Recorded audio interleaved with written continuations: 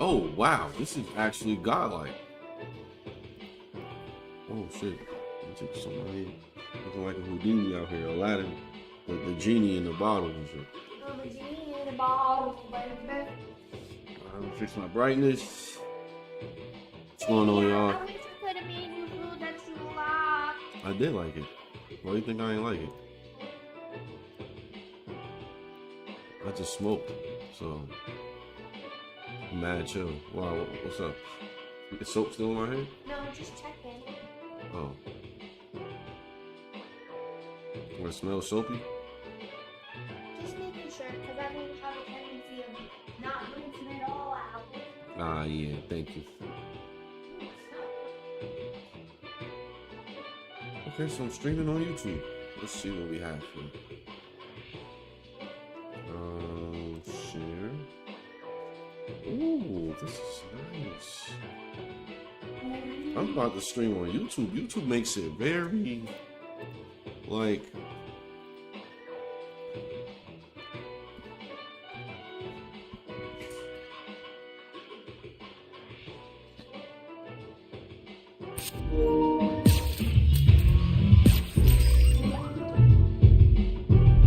fighting ground.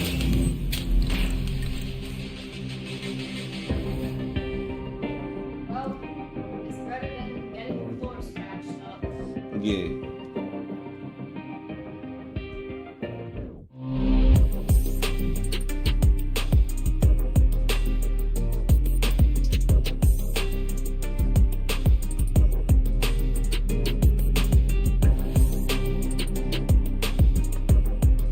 So me and Moo run that shit now.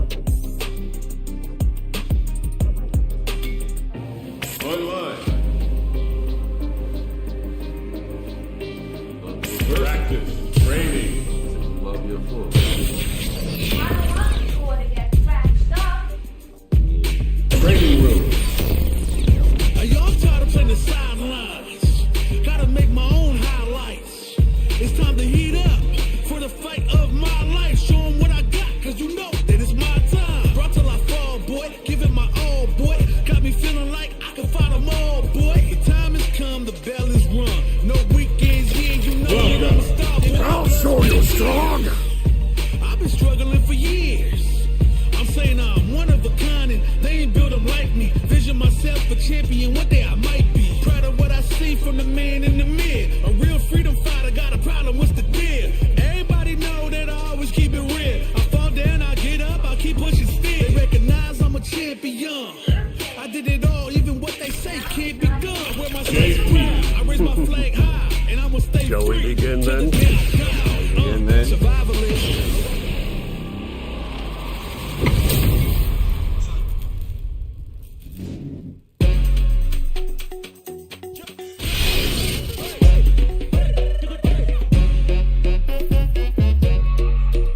Escape the number. The what?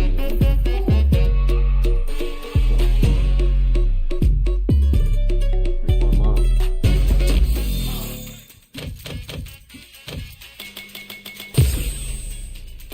Yes. From I need the a suit to beginning. warm up. Ah.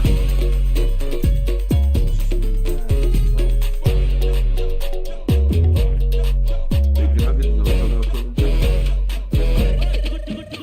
what is that, y'all?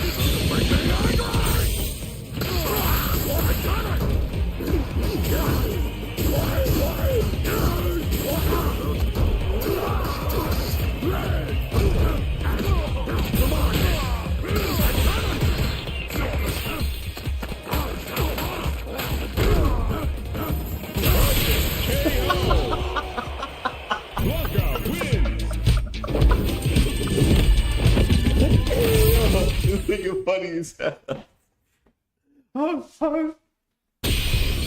Oh man.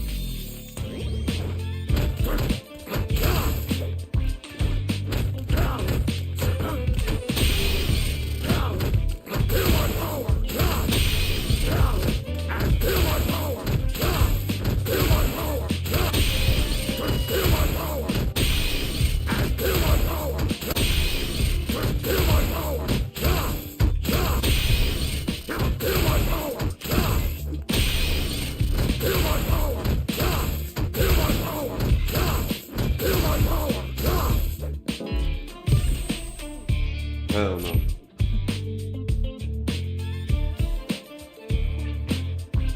But the beginning.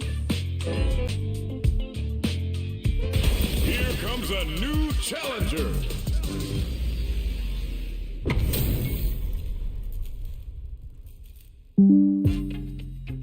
Showtime! Showtime! Round one. Both feel so Fight!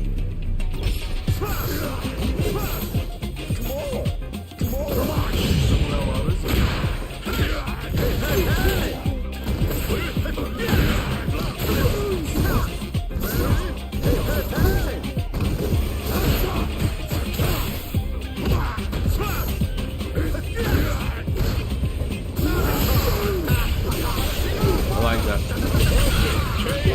What he got? He nice, he nice. Round two. Fight!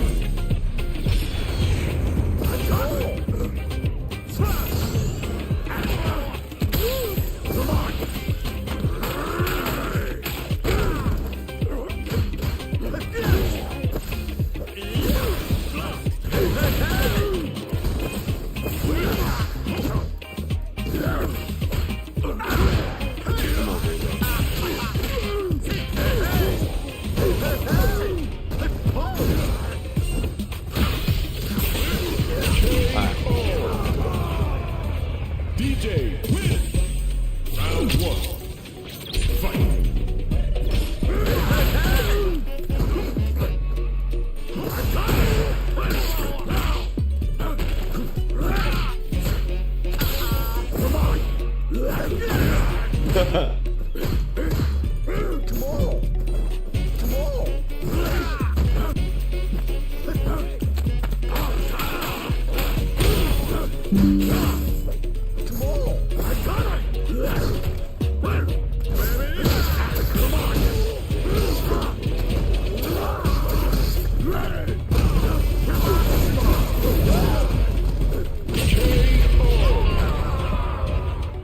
Round two.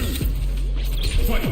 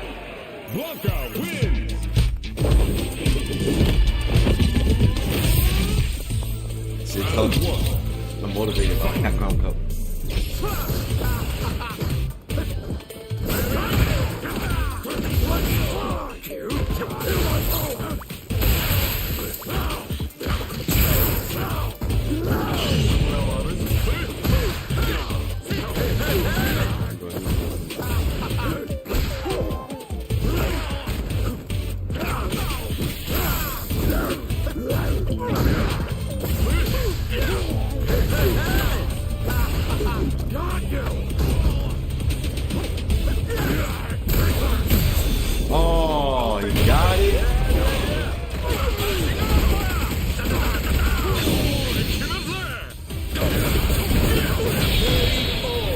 Dang it, got it. How did he get that shit out of that?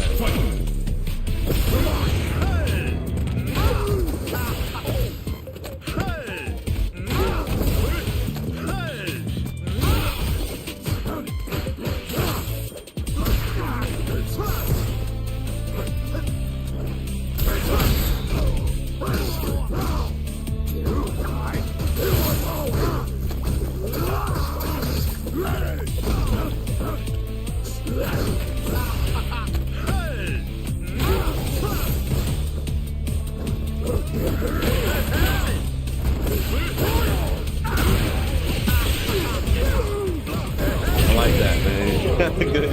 Good shit, bro. DJ wins. I still got 6 points. Good shit. Greasy feet, and that nigga nice. Greasy feet.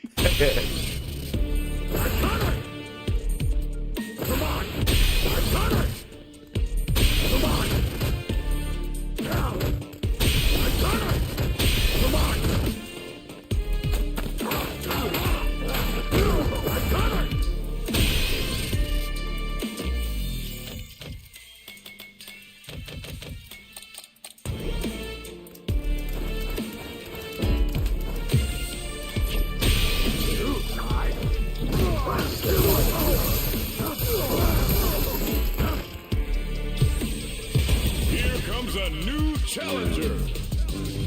Interesting as hell.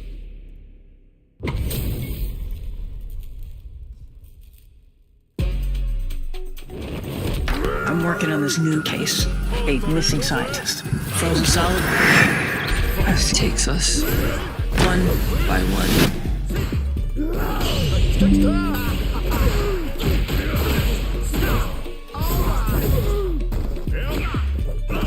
Hand off your taxes to a local expert who's just right for your situation.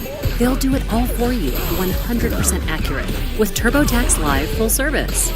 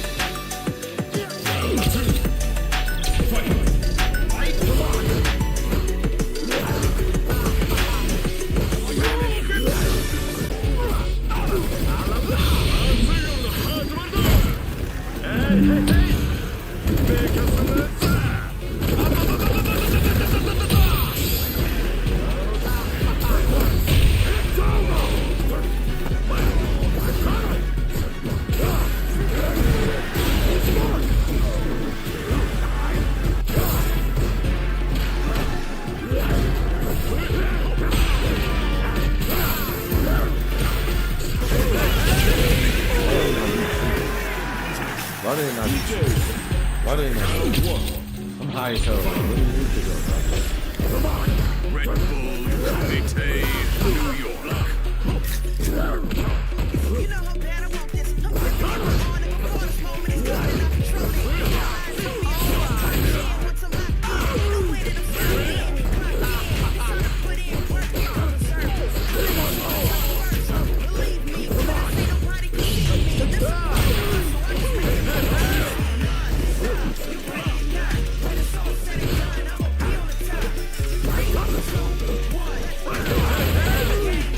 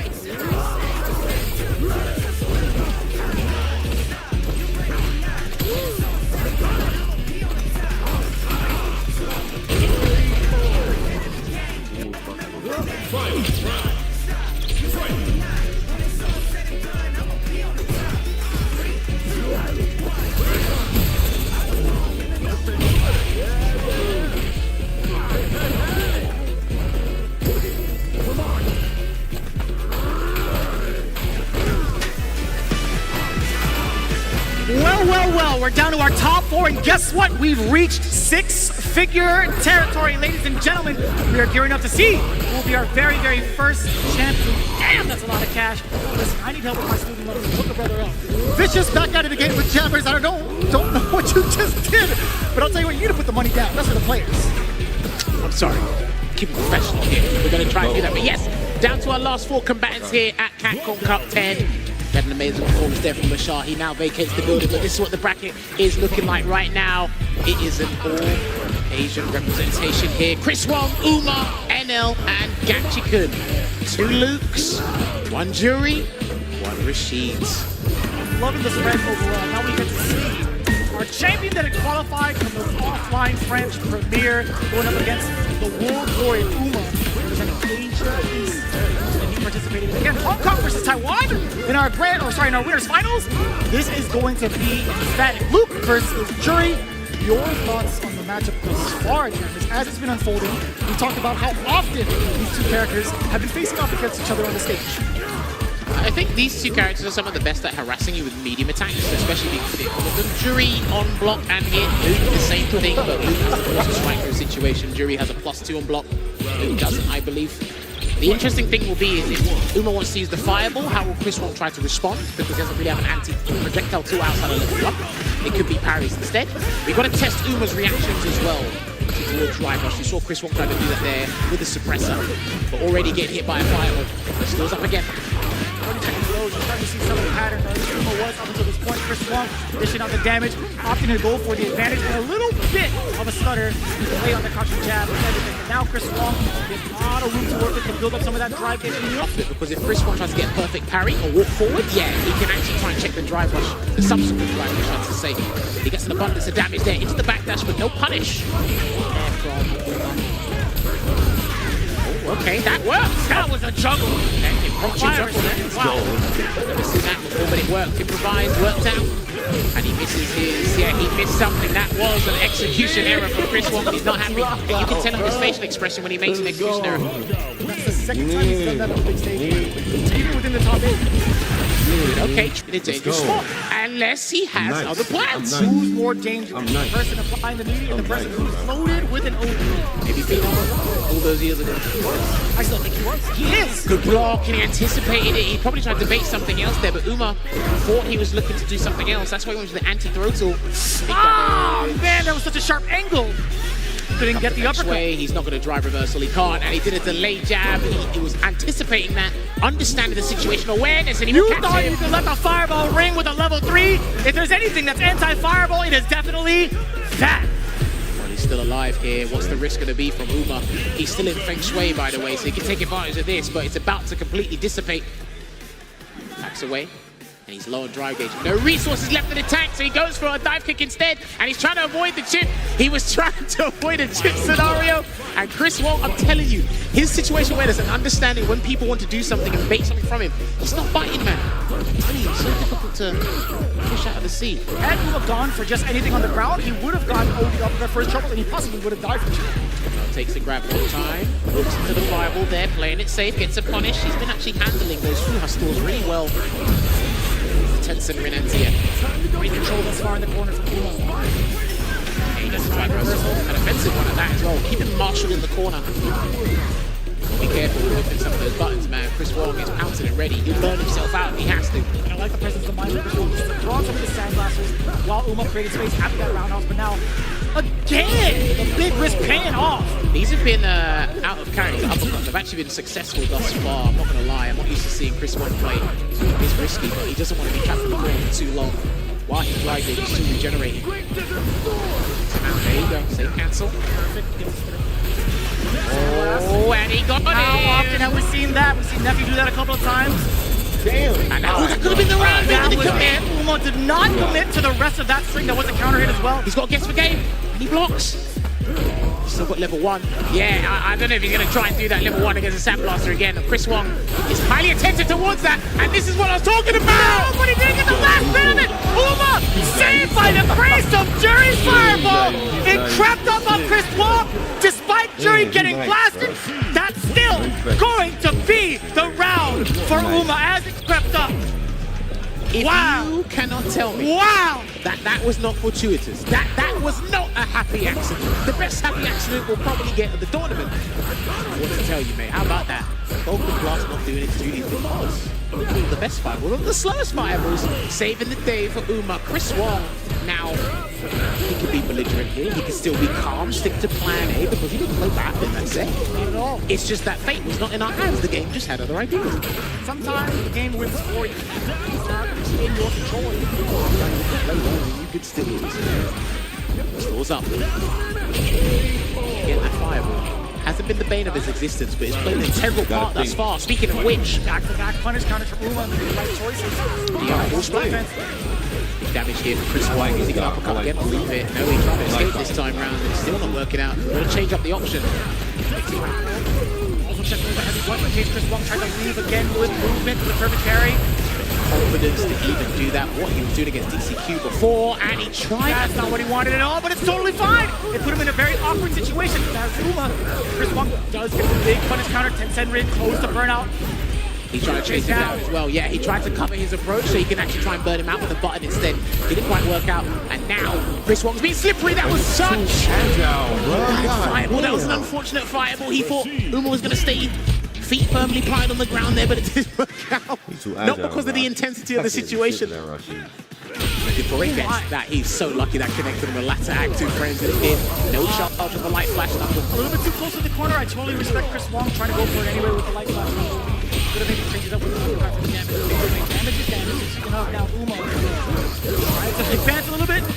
Wake up with an option here and then gets the grab. Uma hasn't done a DP yet, and he's going to actually go under the Sandblaster again with the Super Art 1 and chase him down because he has to stay hot on that drive. So Chris Wong, he's going to be in hot pursuit after the... What in the world? He still managed to sneak in that crouch jab as Uma. Uma doing the business here. Low on drive gauges Chris Wong unless he gets a conversion with the saving grace. If he has to burn himself out with a hook or by crook to get the round, he will do so. And he still preserves his level 3. Down there, good perfect parry into the surprise throw. Still looking for a hit confirm as Chris Wong on one of those mediums. Off of that, medium punch doing all the work right now. On for the damage, Josh is level that space now we're back mid-screen. A Sandblaster to ring out Uma. Shower with the fireball for Chris Wong. Now he is encroaching on that space where it's awkward for the mediums to connect. I like that he's moved closer as well because you can't do the level 1 at that range. You can't humanly react to that unless you're superhuman. Shouts to Derek for even showing me that. I mean, if he does it, I feel like I wouldn't be too surprised because he's on the grand stage right now. Backs away. I thought he was going to go for the grab there, but Chris Wong gets the delayed jab, and he's respecting that fireball, creates some space for Uma to work with until he checks a drive rush, and I think he's going to have to convert into level 3. Let's find out. Well, you know it. So this isn't going to kill necessarily, but leads for a very, very tough situation for Uma to even combat out against. Uma's got to play it safe here because even if he makes a defensive choice, it might not work out. Oh, and there's the parry. No. Not here. He's still got parry on deck. And this could be disastrous. Feng Shui into the Feng Shui engine. Interesting. He wants to beat. He's so ridiculous when it comes to his game sense. He's fully aware of what Uma wants to entice him with. He's like, you know what?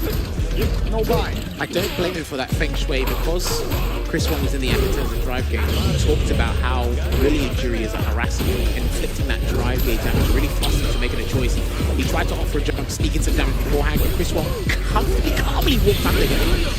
Got the round there. Off to a fine start here is Uma in this 3rd game. For the uppercut. Right reversal, keep it offensive. What a call out. Oh, but he missed the flash. Interesting, right? He still chose to drive her afterwards. Walk. Right, gets the fireball pressure here, and Chris Wong tried to steal a turn there, but didn't quite work out still. Gets a two-piece, and then the DI, and he's going to keep it meterless here because he wants to regenerate as much drive gauge as possible. And then finally, Uma calling it right. He's been going for the anti-throw tech plenty of times over throughout the set. The one time Chris Wong had that intuition of maybe neutral jump, he's going up for it. but I think he was actually still looking for a throw stubbornly. Yeah. It just worked out for him, and he gets a drive impact against Chris Wong's sequence. And here comes the Feng Shui engine. He can look to burn him out here. And there it is. On the floor, man. Chris Wong still has a level 1 if he doesn't get this wrong. Good block on the overhead. Trying to steal straight back though. That was a counter hit.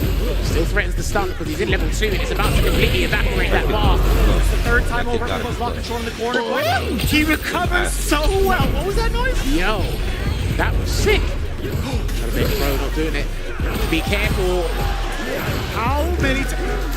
When have we ever seen that from Chris Wong? No 50 years. Ooh. Keeping it calm, getting the light. Remember, he's feeling the pressure here. They're playing for a better position to earn themselves a boatload of cash. So even then, Multiple boats. multiple boats, multiple warehouses, maybe. I don't know. There's a plethora of options. Maybe a treasure trove. Who knows? No, you don't. I know the rent's high here, but We'll talk about that median later. Anyways. backs away. And then a perfect parry there and gets the delayed crouching medium punch. And he will flash knuckle his way to the corner. He dropped below 16 E. Stop. I respect that he didn't try and check that there, but he gets the snapback target combo into the delayed jab, OD flash knuckle. Line uppercut, still gets the advantage. 10-10 win, OD from Uma. Is that the first one? I don't think it's the first one. Recollection, it could have been, but these matches happen so fast, and he gets the drive rush cancel off the first hit, the stand medium kick, because if that was the second hit, I don't think he would have been able to special cancel. So he got that. Fireball away, keeps him in block stun for a little amount of time with the OD Sandblaster. So intimidating from this space. It's right under the timer, right? That's exactly where you want to be to keep that control against the opponent. Oh no! He blocked it out. They've both still got supers. Please do not be. Please don't leave Blue Moon with your fireball. Please, oh my word. Please, I'm scared. I'm scared for you. You're One freaking me out, wrong man. fireball and you guys are done. He's gonna chip him out. To be fair, dude, how many times did Chris Wong draw out that fireball? He was showing he was just gonna have the courage to intimidate Uma with that. He had level 2 loaded. He had 2 level 1s loaded, I should say. Intimidation was the correct word for that scenario here, and he beats him to the punch with the crouching medium punch over Jury standing hard punch. Just within the range to get the perfect sequence. Ooh, he got crouching medium kick. He got the right read on wake up, but didn't commit to the cancel. So Chris Wong is going to punish him, and he struggles. Does he jump? You saw the awareness through the parry, just in case the safe jump scenario off the jump fears. I love he backed away out of respect for that fireball. Still could do something here. One check, one crouch medium punch. We'll close out this round. Ah, there it is! You are truly Nostradamus, I gotta say. That was actually beautifully placed for Chris Wong. The timing immaculate yet again in terms of the placement of the crouch medium. It's the patience Chris Wong exudes in general, but because the fireball's there, it's like he's comfortable with the timing, waiting for it to evaporate right from his face, and he knows that Uma is in a position where he wants to throw out blocks. So you try and challenge that, and as Rins would like to say, the money button is doing its work. It's getting paid overtime with this money in front of us here, but I'm telling you. So what happens now? We're stuck at 2-2 between Chris Wong and Uma. Do you think there's going to be a little bit of a change of aggression at the start of the round? It could be, but it's harder to read Chris Wong's wake up. You know. Wait! What had happened? Oh, well, okay, here comes the perfect parry party game. Here we go. It got him punching the delayed buttons there instead of delayed throw tech. Either way, it works out. I love that he throws out the Sandblaster to stop the fireball. Good pressure here. Chris Wong, make your choice, and he's still blocking it out here before he has to take a risk. Big parry. Side switch? No. No, he's gonna go for the jab. He usually does when you watch it. Well, now we're in Capcom Cup. There's a lot of money on the line. Is that's -3 on block, so he's fine in that range there. He didn't go for an immediate tap parry after that block roundhouse. And that was the beginning of it too, so it is cancelable. He should have burnt himself out and gone for the level 1. I hope he doesn't rue that decision. Oh boy. And Chris isn't flinching. Boy. Still low on drive gauge. Here's Chris. Chilling for a moment to cancel. Uma building his gauge right back up. The dash! She moved so quickly that if you blink, it's pretty much over there with one of the fastest dash speeds in the game, taking full advantage of that. I don't think we've seen that option up until this point. Well, it's good. Ultra David talks about all the time. Glad that the high-level players do not get caught by suppressing that fashion anyway. I'll change my thought process after they jab. And no feng shui, but he's going to use the OD projectile as a barrier to close the gap. Chris Wong needs some space. He jumps away with the jump leading punch this time. How's he going to activate feng shui engine? Gotta get the next block string, perhaps. Looking for, but he wants to burn out first. There, he wants to burn out. Now he might try and go for it, unless Chris Wong wants to burn him out. Tough spot. Even for Uma, I think it's going to be just fine if he gets that feng shui first. Just out of range. The perfect punish counter cross medium punch. Bring it out. It's time to take him down to Memphis. That was precise spacing on point, and his reward is his drive game is completely refreshed to allow him to get the conversion necessary to put him in the driving seat, to put him in grand finals when his side. He starts off firing on all cylinders. Oh, he dropped it. No, that was too expensive. That was such an extortionate amount of meter, and he's going to activate the feng shui to make amends. He's going to block it out here. Yep, he's going to block everything until the necessary moment. I saw that perfect parry. That was sneaky. Man, it's so scary to try to attempt a drive reversal against the feng shui. Punish counter. Feng shui no longer a factor. The backdash read. He dropped the flash knuckle again. That was huge because Uma has actually got him in a spot here. Just take some big risk. Tried to take the big risk with the jump, didn't quite work out there, and that could have been, oh, that didn't look punishable. But the back throw here, Chris just needs one buff into level 1, and in the corner. It's that medium punch, no super. No anti-air either. The intimidation factor is there, Uma. He's still trying to close the gap against Chris Wong, still in burnout, not until this moment. Drive gauge is back, so he's going to look for another cancel instead. Blocks it out here, staggered lines. Defense from Uma. The perfect parry! Feng shui. We gotta go into the feng shui! Right. Coast to coast! He has to play it safe and go for the safe jump. Do not try any gimmicks. Do the safe jump, please. Thank you. There he goes, still applying the pressure. Blocks the buzzing. He didn't commit to the dive kick. He's still alive. Can he tip him out? And there you have it. Uma with the tip sequence. Feng shui engine peppering his opponent and allows him to create the necessary scenario, puts him in the grand final of winner's side. That's what you need by determination. That's what you need by resilience. Decision to keep it nice and clean when it came to the feng shui engine. That is pure knowledge of self-determination. Uma is now in the grand finals where he has at least secured himself $300,000 by default. I don't even think Uma expected himself to get this far. One of the best juries around the world, just to regurgitate. This guy is phenomenal. With the performance, with the peacefulness, I should say. And again, it could be a huge shock to him. It might happen after we're done with the bracket here, but Chris Wong, man, did he make him work for that effort this year. He really did. Taking a look at the reason why Uma had decided to do what he did. I'm sure it's going to be highlighted soon, but yeah, the feng shui engine didn't really pay off many times over, to be fair. Chris Wong had abused that level 3, taking away the fireball options from Uma. More importantly, the spacing that he's taken out, that was actually mad sick. That was the first time I've ever seen Chris Wong really shaken up. You can see it from the player cam. That was actually crazy that the fireball lasted that long. But again, Chris Wong covered nicely, off of the cross medium, spacing overall his presence on offense. Dude, he exhibited all the matchup knowledge that's necessary to see in this matchup here versus Jury. But again, even his corner defensive decision making was actually fairly on point. It's just that Uma was still determined and he was still confident that he can close it out. He took it down to the wire here, and we know that Luke lands tremendous damage, but he still wasn't deterred. He was still faithful. I don't think we saw a super R3 at all. I think it was just level 1. From Uma? Yeah, from Uma. I think it's level 1 and Feng Shui engine. Right. I don't think there's anything else here. And man, did things get nitty and gritty in this part. What a beautiful punish counter as well. Yeah, look, he just Off the closed it standing down medium here. kick, that was the cancelable part of it too.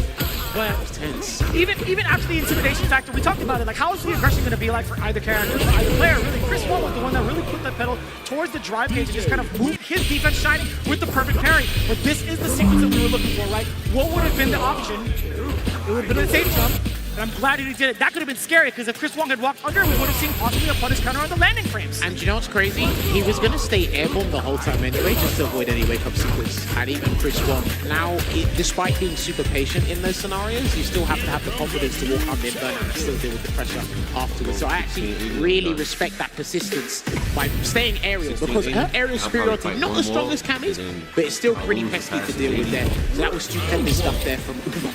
That's the choice you gotta make. Again, he was still in burnout at the same time as Chris Wong. There could have been a super that would have rung out, so that would have been a really, really bad situation. I don't think he had enough life to hold on to Chip for any second. Really, but taking a look at it now, Uma is in your grand final spot for winner's side, Taiwan representing. But now, let's move on into the semifinals. NL versus Gachikun, Korea versus Japan. Whoever wins this, they got to fight. Oh, do you know what? Chris Wong will get his run back. Oh, that's right. Because the person, for those of you who don't know, I was speaking about this effort time and time again. NL stopped Chris Wong from qualifying for the CPT Online in East Asia. Oh, yeah. Then Gatchigan stopped him from qualifying at Singapore offline. That's when he came into France and won it there. So Chris Wong will get his run back in a tournament. Hey, high stakes. But first, we got to go through this matchup first. Now, I remember I spoke to Big Bird about this as well. Shout out to Big Bird. Rashid is a strong character, but he struggles really hard, depending on who you ask, against the top 5. But the easiest top 5 character he has, or like he can fight against, apparently is Luke. Okay. Right? You can exchange both blows in the buttons. I wouldn't recommend it, right? Again, you can be super elusive, try other things as well to keep Luke on his toes. Don't be too predictable, because again, one mistake is much more fearsome than Chun-Li's in terms of the damage output. And you had mentioned this earlier when we played our own sets at the hotel. You're talking about the omnidirectional presence that Rashid can have to enforce some of the mix-ups if the ground game isn't something you're suited for.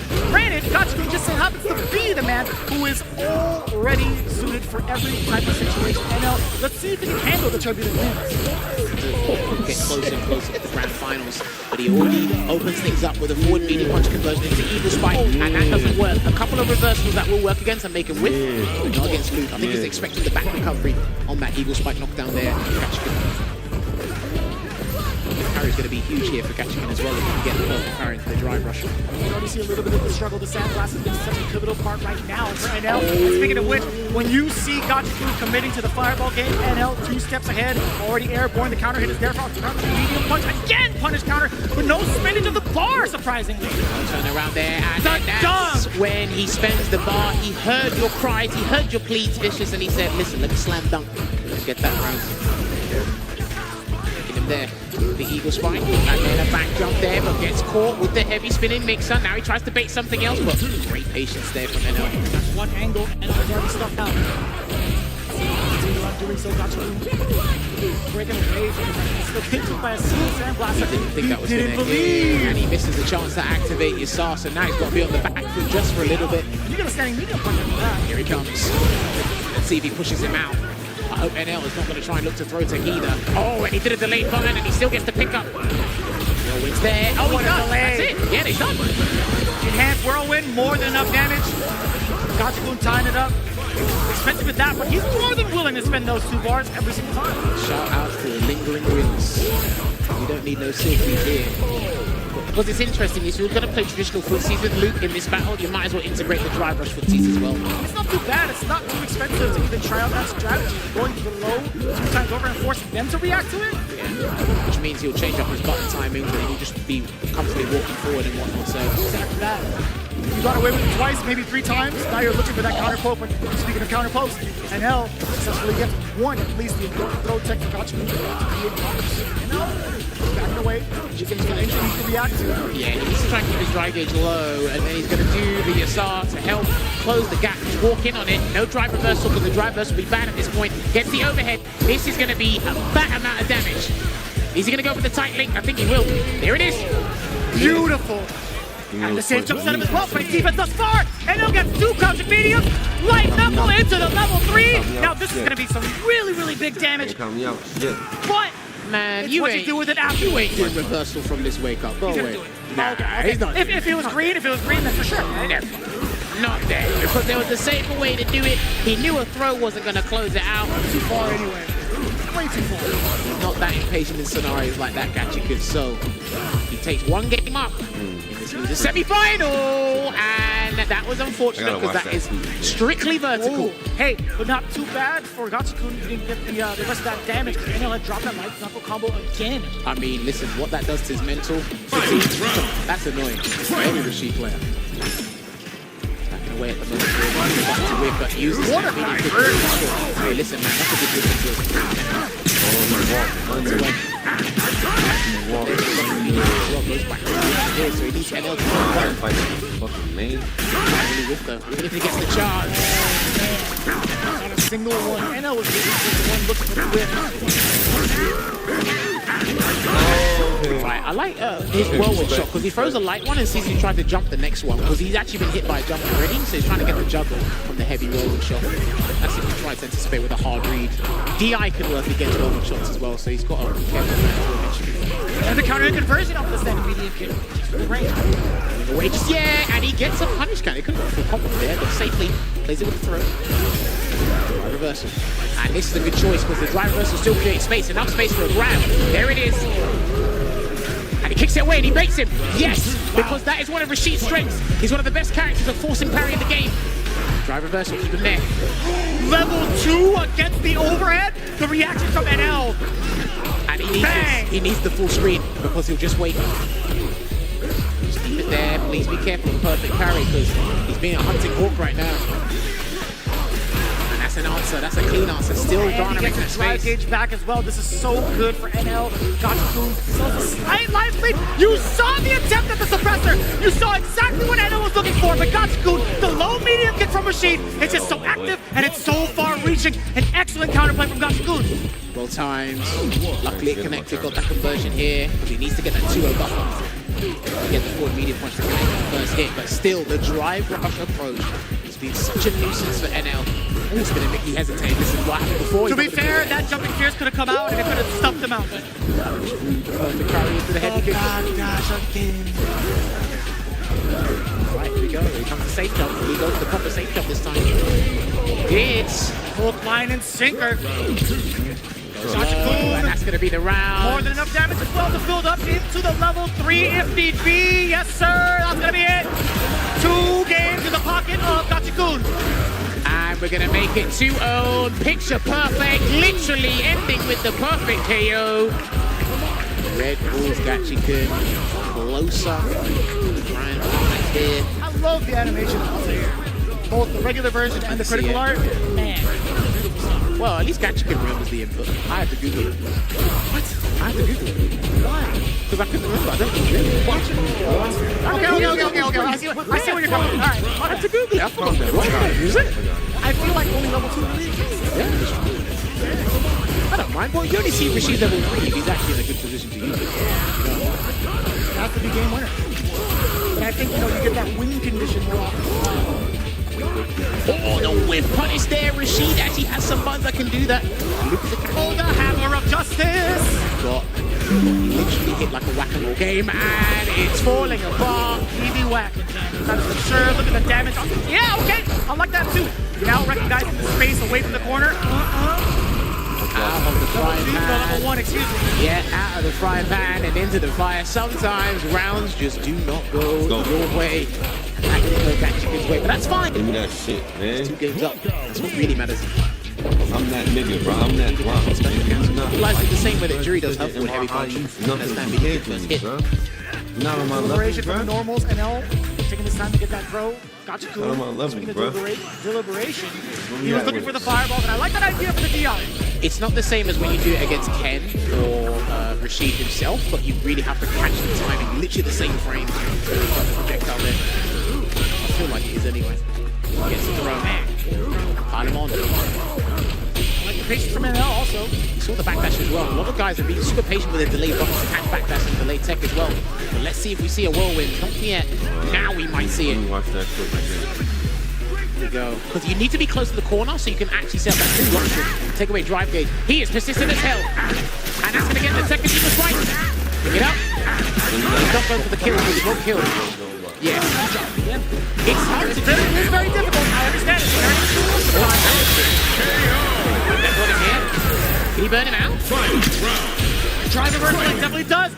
I'm not even sure if he could have challenged with his own level 1 just to escape the Sonata. And it's to his screen. I would love to see that interaction with someone on Twitter. Work that out. Let us know, because I would love to see whether or not there was enough invincibility range on the level 1 to get past the level 3. Well, But that's one game on the board for NL. playing out of his huge You got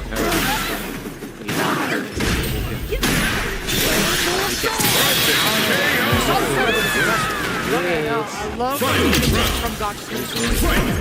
And like I said before, notice how when NL lands an OD uppercut, it takes it down in some way, shape, or form. The overhead. So the dragon comes within the zone, not working. Engage management is entirely different.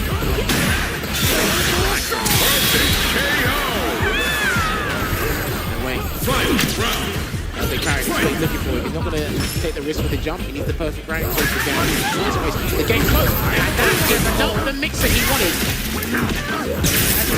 It has to be an attempt to hold. Maybe. He's going to press the 2 buttons at the same time. The medium's coming out. He's the whirlwind, so if things don't work out, he needs a little bit of space. And shot back away. And I think NL knows it. That's why he's keeping it in Vulcan Blast range. Do not need the level 1. Yes, he can bait the level 1. No, that's going to be. He's got to bait it. Oh, there's a throw. What's it going to be? Oh, wait a minute.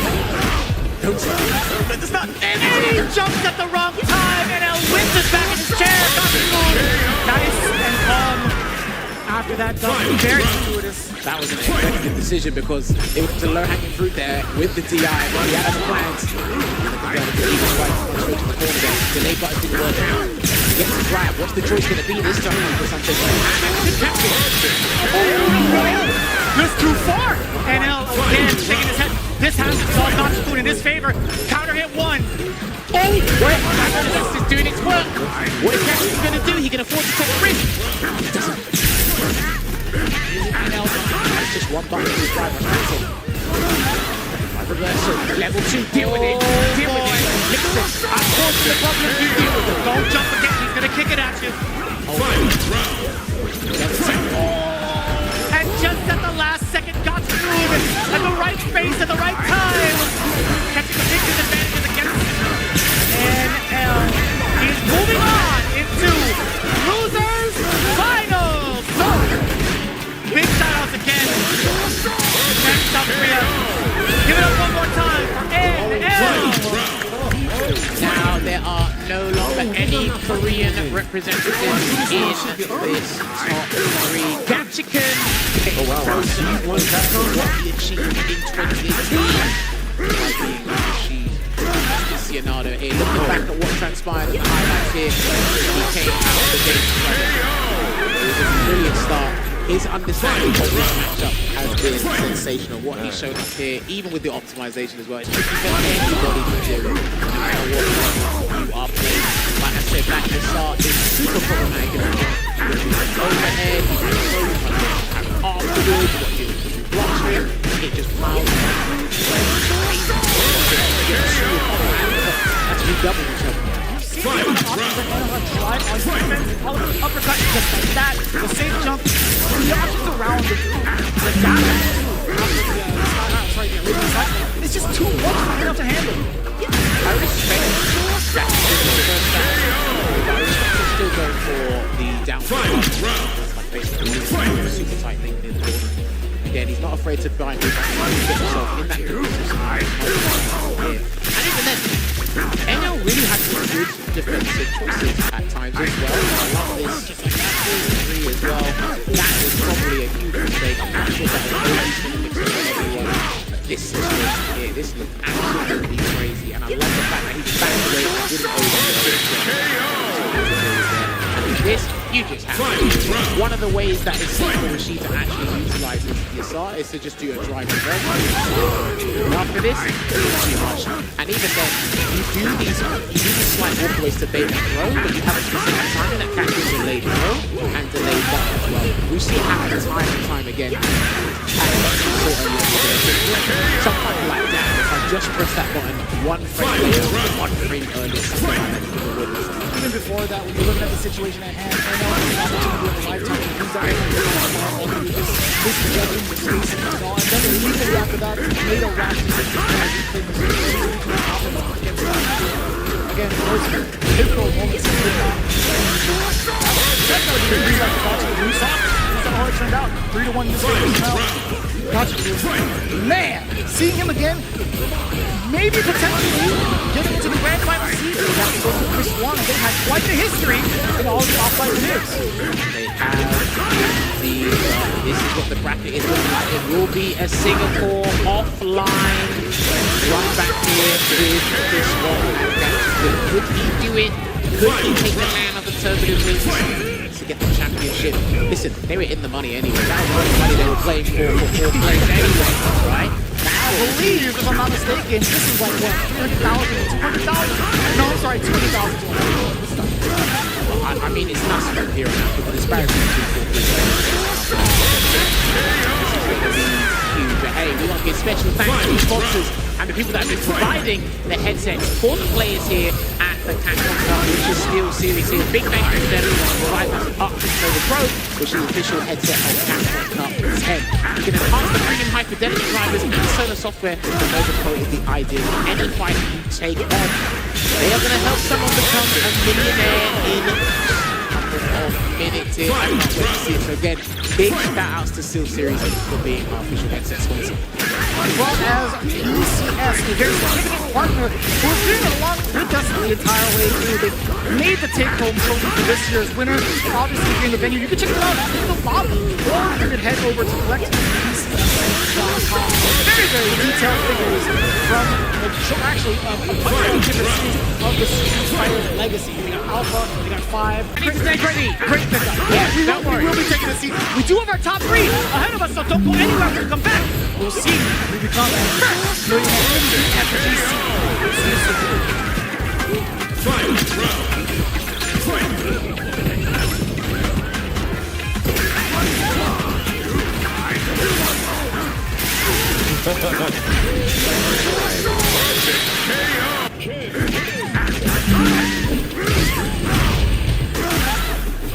Nah, I'll lose more than I can.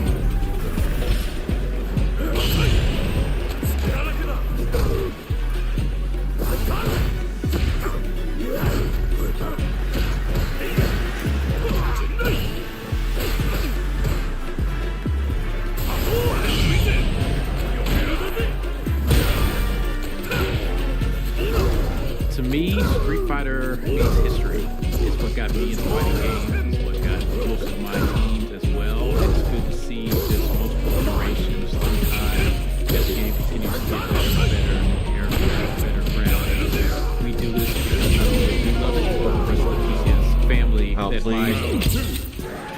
why PCS really started getting into the statue film of Street Fighter back in 2007. We continue to grow and expand our Street Fighter offerings on everything from third skill size. Kind of my baby or my favorite is this new fitness line that we have coming out. So we continue to expand and change it up and not just do something that everybody else is doing. It's one thing to be licensed and create statues and expand, but to us creating the trophy I view that as a big honor to ensure it raised high.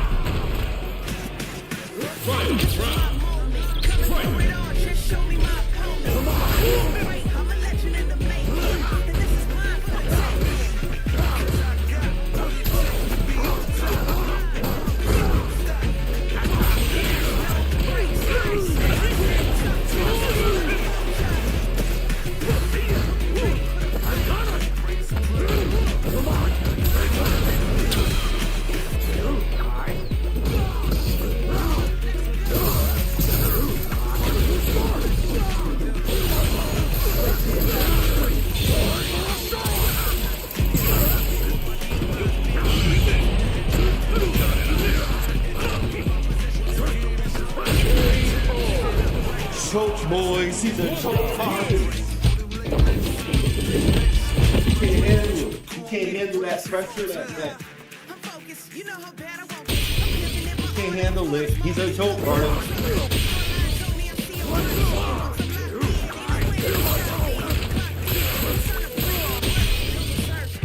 You got walk under. That shit's tough, though. How the fuck?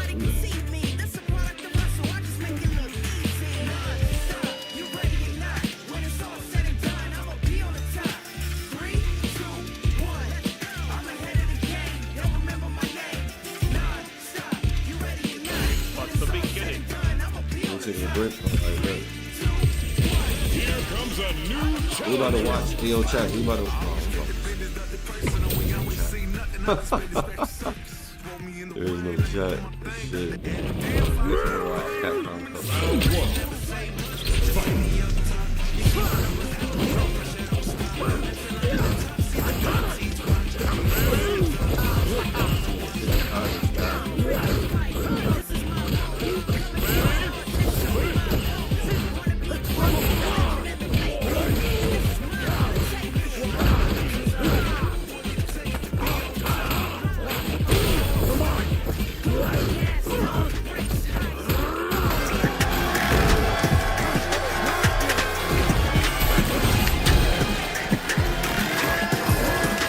We are 2 matches away from crowning our first Street Fighter 6 Cup champion. They'll be awarded $1 million. Myself, Jammers, and Vicious have been taking you along for the ride. 2 more matches to go. Hang in there, my European viewers. I know you guys are wanting to go to sleep, go to work in the morning. Need you for 2 more matches. You can't sleep. You cannot sleep with this much tension and this much on the line. You really cannot. It is absolutely electric. And this is the moment of a lifetime, as we have alluded to. Again, this right here, Chris Wong versus Kachi, a lot of history in multiple offline premieres. Like we said before, just to reiterate, these 2 faced at the Singapore offline with Gachiken. It was a tall order, and he was still learning machine at the time because the character came out in July. I believe it did happen in October, the Singapore offline.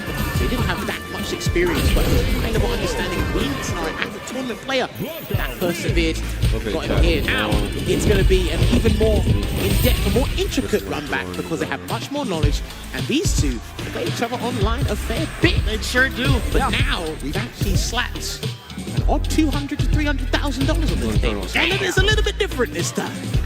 This is the money match right here for sure. Within the top 3, no doubt. Here we go. It's losers finals. Chris Wong versus Gachiku in game 1. Chris Wong might play this a little bit different as opposed to what NL was doing there. He might walk in that medium range and then get the cancel. So Gachiken's button choices up close are going to be significant, and already pops out an OD spinning mixer, but the overhead gets checked on. These guys are going to be fine on all cylinders. And you already see it, the hammer of justice pounding away, the damage. Get hit with the bonk.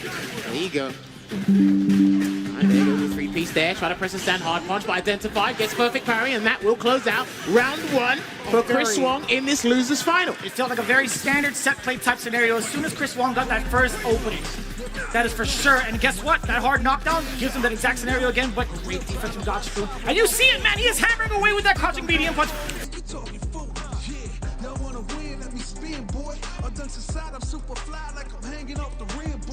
Best people are dealing with Yasar, but let's see. He's going up against the specialist, and he gets opened up with the eagle spike. He's mitigated the damage, though. That's fine. Reversals with an uppercut. Gachiku no longer has to take any really big risks in his life, but man, he still tried to get in with that roundhouse. He's trying to check Chris Wong's approach. That could be the round. It's gotta be. It's already passed. He's already been in the yellow. It's past 50% of the drive gauge.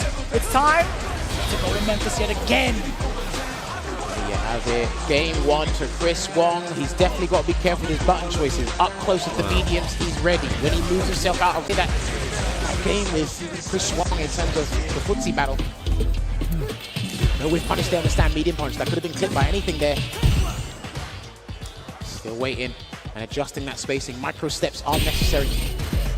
So rebuilding that gauge back from both ends. Chris Wong steadily creeping up. Gachiku, yeah, he sees the crouching medium punch, he's backing away. The suppressor, it clipped whatever counter hit. It gets a delayed throw tech there. You thought you can dash?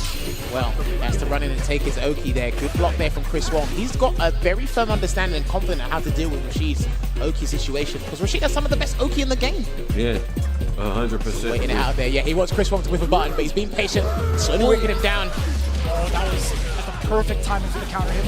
Gachiku Yep. Not going to be overzealous with it. He understands what he has in the drive gauge. He's going to be playing that spacing game pretty well. Perfect parry on up, forward throw. He doesn't have level 2 just yet, but he's going to be building up little by little. I love the bait there. Get the dash and super patient there, and he's going to get the counter hit conversion into the stand medium kick to close out that round. Again, he's got to go through some of the best loops in the world. He's done it with NL, and it's going to be an arduous task against Chris Wong. Swiping away already, Gachikun at that max range to get that crouching heavy punch. Chris Wong now he's steadily creeping. That's the second time he's gotten that opener against the overhead. That's the only button he really needs to use against Rashid's toolset, and he gets the throw bait here, so how is Gachikun going to respond?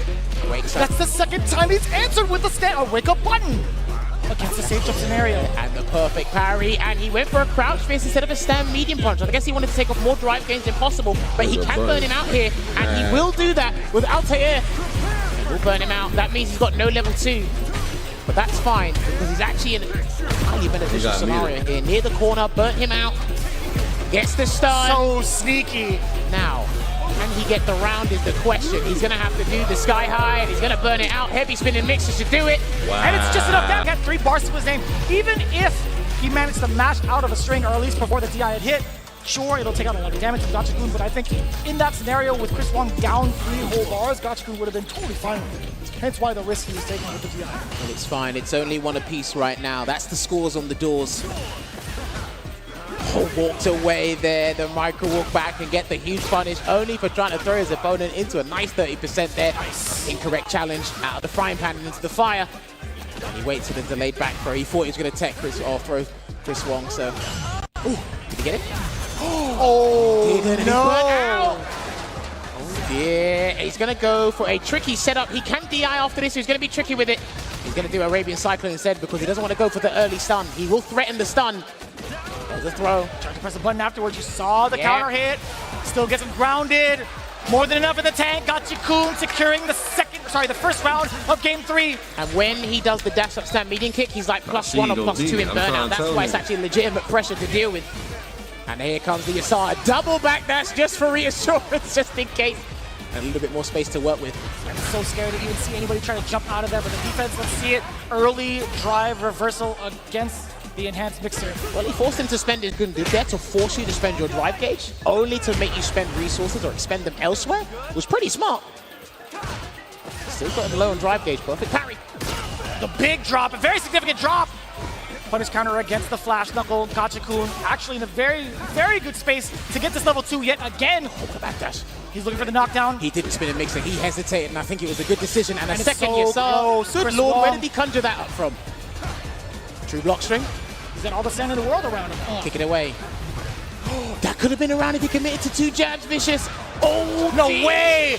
No way is enough damage! Shit. And it just is Chris Wong! That's crazy. Surviving for the rest of this game, tying up one round apiece, 1 game apiece, and there it is. The magic button. Crouch medium punch, getting the big punish counter. In the corner you go. Gachikun, what's the answer? Wake up button jet against stand jab. Yo, I'm really not intimidated by Chris Wong's presence in the corner. He was staggering it, hoping Chris Wong would block and then try to open him up with something later, but Chris Wong just got hit by them. Tenuous damage, not a problem. Still trying to click that overhead with the crouching medium punch because he doesn't go airborne until later in that animation, so still being persistent with that crouch medium. 1 more medium attack cancel should do the trick. See the stagger. Gachikun backing away. I really want Rashid with the to button. go up. Oh, for he literally For who now, jammers?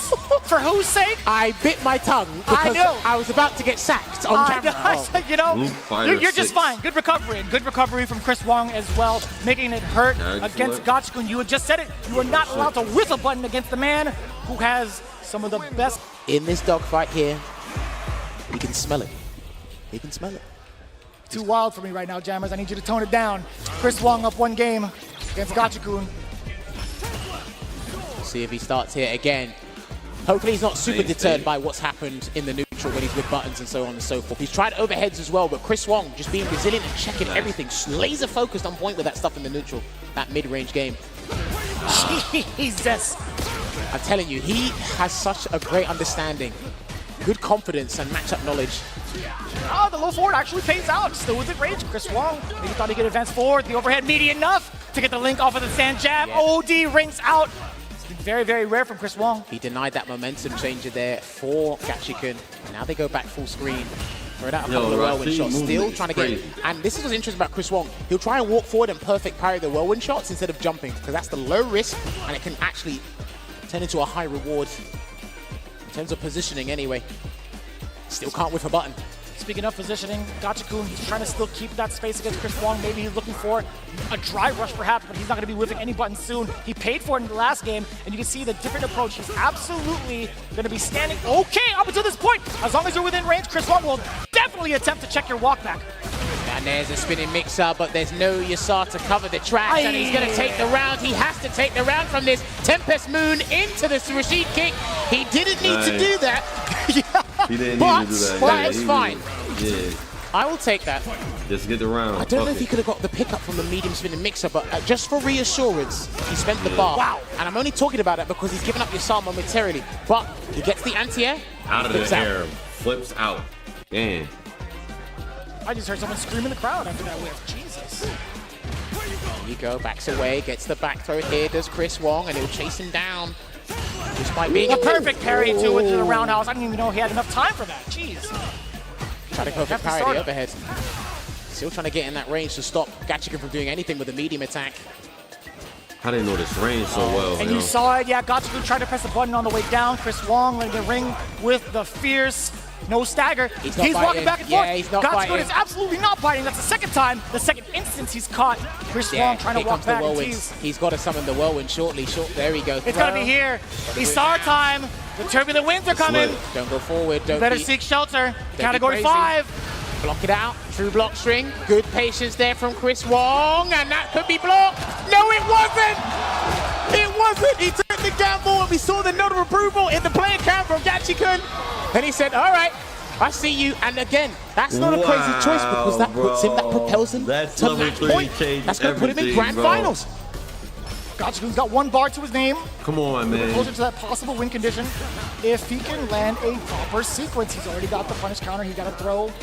Yeah, exactly. Again, his defensive choices and knowing what high-level players want to do at specific situations has been phenomenal there. He got more He does it right after that photech. Okay. Commit to the eagle spike. He's got to do the whirlwind. He's got to do it. Let's go quick. Gachikun over the edge against Chris Wong. Still has a little bit left. He's got to get another one. Yeah, he's just going to let it linger there. It's going to linger for a little bit longer, and he gets hit with the Gatling gun. Whirlwind shot to close the gap. That was the OD version as well with the projectile priority. We're going to a final game, ladies and gentlemen. Gachikun riding all of the momentum of the wind, establishing that dominance with the life lead, getting himself another lifeline and a shot into the grand final seat with Chris Wong. He's got some time to adjust. Ruminating as much as possible, taking that breather. You know what's amazing about this tournament? This is the most I've seen players just... This much on the line, I really don't blame them. Interesting. From earlier on in top 16, there was plenty of rematches instantly, but... They know what they're doing. Oh boy, that's a huge damaging combo there for Chris Wong, and he will flash knuckle his way to the corner once again, and he beat a delayed button. Jumps away. Yeah, not his turn anymore, so he has to back off, but still the counter hit. You saw Chris Wong in an attempt to possibly press a medium punch. Gachikun get into the punch, safe jump into the throw. The defensive choices from Chris Wong have been so on point, at least for this round. And look at how much of the life lead he has. He could take risks if he wanted to and throw out a normal, but it's going to be Sandblast. That's still a risk in and of itself at that range, and it's going to be totally fine as he puts himself in match point again. I'm tired of seeing Luke. Chris Wong, one round away from being in the grand final, but what a check there on the drive rush once again. Stays in front. It looked like that was a backdash he tried to run away from. And he's taking the damage each and every time. And a check. And he knows that distance where people just want to do an arbitrary drive rush to change up things in the neutral. And he will save himself from being burnt out. It's not going to get confiscated yet. But Gachikun, same looking good, bro. I'll say the same. So come back. Overhead, that's not what he wanted. There is a moment for Gachikun to get... Oh, no! That's it!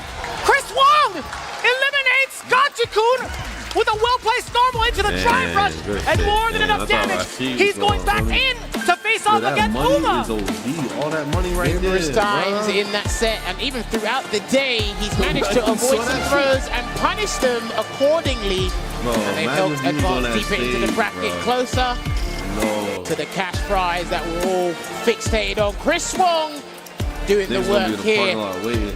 What a Waiting with representation ski from Hong masks. Kong, I must say. Listen, it doesn't ring the same as saying you are the champion, but Gachikun, again, former Capcom Cup champion, walking away with $200,000 is still a very impressive amount of money, but also just as impressive his performance thus far. There's a lot of fatigue that really settles in, and these guys are playing at max. Rashid in this matchup, I'm you wincing saw it. as you say that because you are so right. Well, he tried, and he actually kept it super entertaining as well, but we got to give his flowers, Chris Wong. He actually dealt with the Yasar beautifully the majority of the time there, and was still able to keep resilient because, again, Rashid has a very complex toolset that you have to unpack. We talk about this time and time again.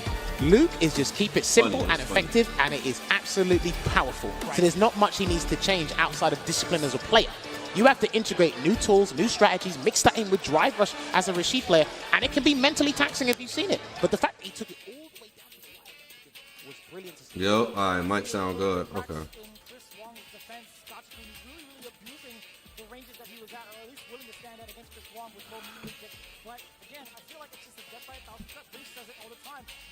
Crazy, man.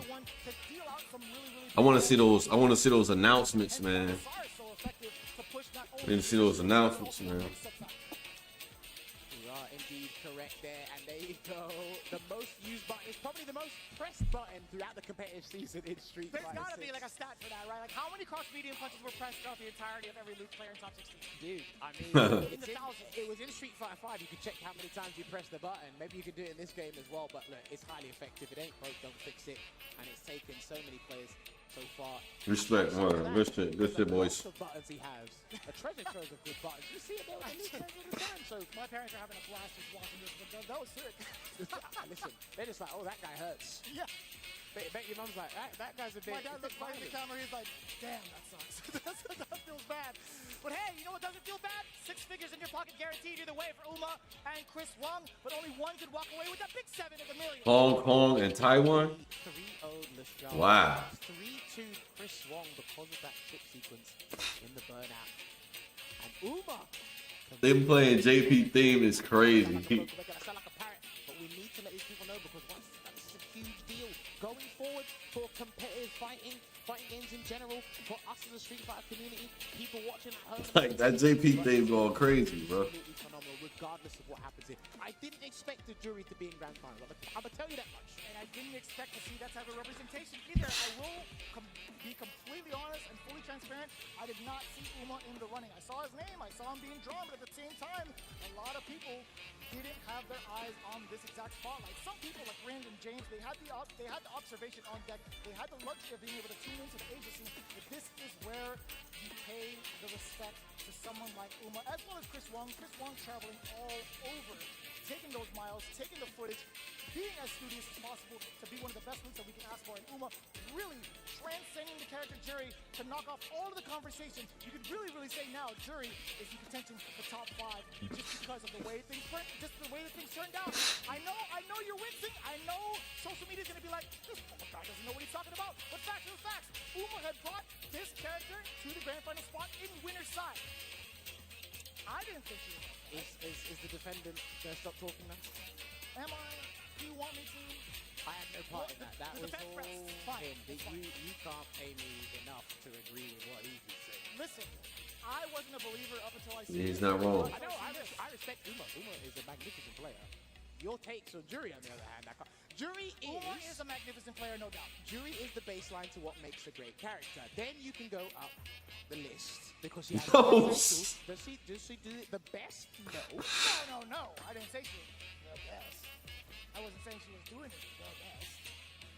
But I gotta say, man, this character's pretty good. I know she's pretty good. I wouldn't say she's top 5 contender good. She's in the top 10. I'll give you top 10. Fine. 5, no. I was trying to recreate a narrative here, and I totally get it. No, you're trying to propagate I get it. Listen, you're trying to propagate the wrong information. We're not trying to spread erroneous information here. We're trying to make sure you guys I was bribed to do it. I saw someone hand the money over. You don't even try it. Stop it. Man, that's real cash, like. All right, we are getting ready. Bundles of hundreds, niggas just holding that. Yo, that's crazy, man. Hell of a time from the group stages all the way up until this point. An unprecedented moment. We never thought about this 5 years ago. We never thought about this 10 years ago. Word up. $1 million, though? The SFL guys were Maybe they can give him the safe down on the That's the most main European thing I've ever seen. I know you're UK, but still. I know, I saw what I did there. Anyway, can we make some noise for this grand final? Uma going up against Chris Wong. Their hearts are probably racing. Winner side, all he needs to do is in 3 games. Luke gonna take it, 100%. Jury dangerous, but I think Luke got it, bro. It's crazy. Damn, Jury, that's my old main right there. That's my old main, bro. Let me see something. Let me watch. Let's go. The more dangerous he becomes. So For real, for real. Grand final time, Uma versus Chris Wong, game 1. He had an accidental overhead there, and the fireball did stop the drive rush in his checks there. So I want to see what Chris Wong adaptation he's going to learn on the fly, because he had no real time to think about this. He's had to make that loser's run up against difficult opponents. Nice. The patience. Yeah, wait. Yeah, there's Uma. Very, very deep uppercut to the air. And speaking of catching another normal crouching medium punch, hitting more than enough damage towards the end with the flash knuckles. Yeah, when they up on you, that pressure. Gets the drive rush into the throw for the positional advantage there. Almost try to get the perfect parry on the slow-moving fireball there. No cancel. I think even Uma jumped out of his seat. And that's going to be the round there. Take it away. Doesn't even need to spend any super, because a perfect light flash knuckle will take that first round here in the grand final. Again, with this run back, you can expect Chris Wong coming with. Let's go, Jury. Come on. Oh, but that was a huge Nice. that had to be Damn, off a jab. to try to get the uppercut. Yeah, that's punish up. That for sure, but he will make amends. That's what Chris Wong is excellent at doing when he blunders in any sort of execution error. And there's a forward throw there, gets the punish counter and the meter gain. Oh. Right reversal. You think he's trying to activate something there, but it didn't quite work out. Uma. Yo, he on him. What's the defensive choice? Gonna be like a Chris Wong. He's sitting down, he's keeping it steady. Oh, the juggle, that was huge! What a pickup from Uma off the anti-air. On the same side, still great block from Chris Wong. But life is winding down, so is the feng shui. This is what he wanted, his target in, and gets the throw. That was not a punish, though. Block on the overhead, he's trying to get perfect parry instead. Can he burn him out? The combo should do it. No! He didn't want to burn him out. He's saving it because he wants to take the game. Oh, damn, that stare down. That respectable. Wild stare down there from the two. Staggers the light, gets the grab. Yo, this Luke got courage. It's over. Yo, this Luke. I fucks with this Luke. I fucks with him. Good shit. He's ready and calm to do that at this late stage in the tournament. Props to him, man. So many people would have capitulated in that scenario. Ooh. Rare drop from Chris Wong. This is going to be everything for Uma. He might get the burnout. He does secure it. This is why I think Feng Shui is pretty decent. He gets the fuzzy jump medium punch. I got nah. But it didn't quite work out. There's a delay, and here comes Pale Rider. It's going to fully refresh. Luke is no pushover, bro. A little bit of a difference in this critical art territory. Chris Wong, what are you going to do on offense? Luke is no pushover, bro. Block on the overhead, low on drive gauge. He's trying to run away, so he has at least 2 bars to work with for something, Uma. One drive rush cancel from either of them will do the trick. Facing to get the stutter against Uma. And that was off of a crouching light kick. Well, this is the big thing, especially at this late stage and high level of the game. Your drive rush cancels from light are such a turnaround. They are such a pivotal thing to use because it can go into heavies. They do not like cheap Luke. Chris Wong time and time again. There's a drive impact there, and he's going to go for the jump conversion instead. It's a pretty decent damaging conversion there from Uma. Oh, that was slightly delayed. You can see the counter hit as well. Uma is the dash up again, enforcing the point with those lights, or excuse me, with the pressure instead. Forward throw, punish counter. Off of Udo. Well, he still got it. I see what he tried. Slick for Uma to go for the crouching heavy punch anti-air. Nothing too committal with 10-10 Rin, right? Because Chris Wong had the option to go for the air blast knuckle. Slowing it down there, throws out an OD fireball in the neutral. Chris Wong still trying to do it. Come on, Joey. Looked like crouch fierce drive rush cancel. I think that was the button I saw. There's a delay. Blocking it out here is Uma trying to get out of the corner here. There's a neutral jump. Gotta be careful as well. That's staying fish. It's crazy. Trying to find a drive rush cancel in some way, and luckily the store stopped that.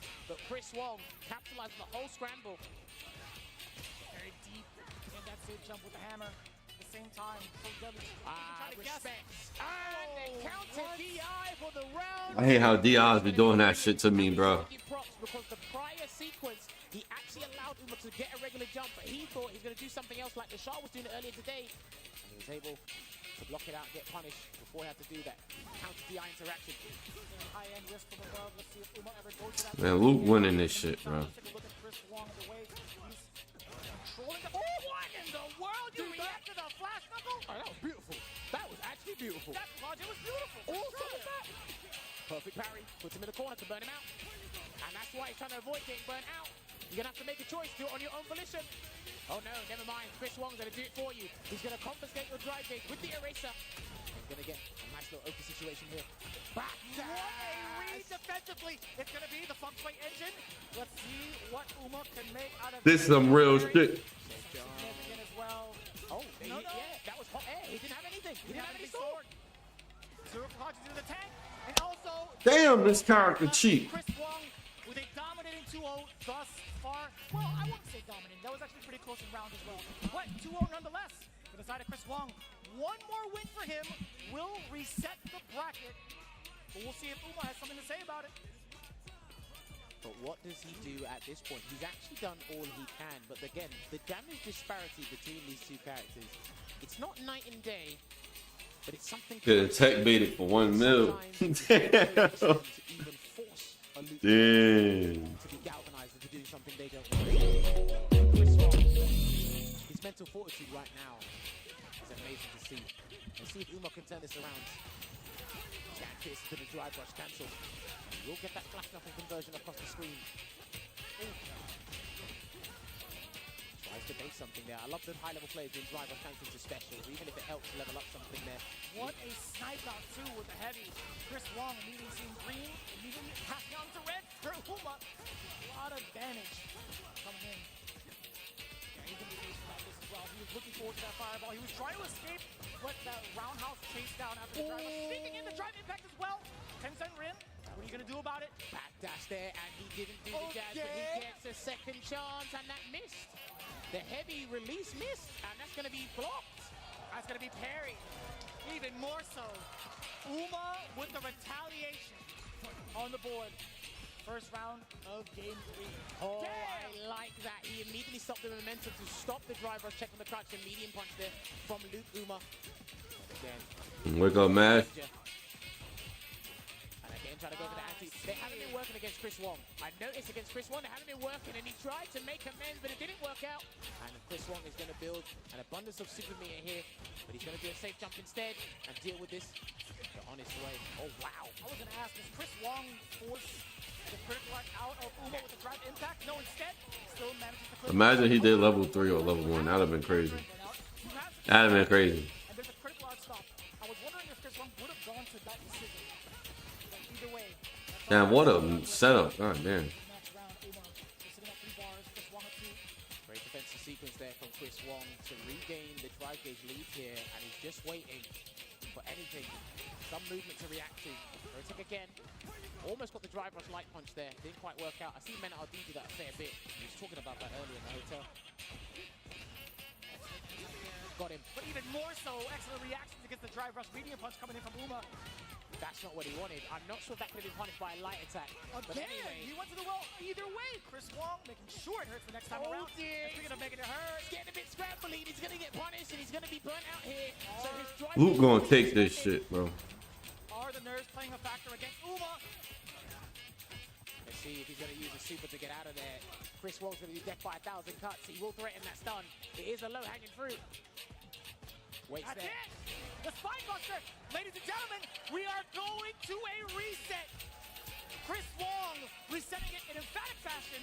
3-0 against Uma. What are you gonna do now? That's the question here. Taking a sip of the water, staying hydrated. Stay hydrated, gamers at home. That is super important here. I think even because it was 3-2 in the winners' final. No, bro. I'm good. I'm good. Hey, chat.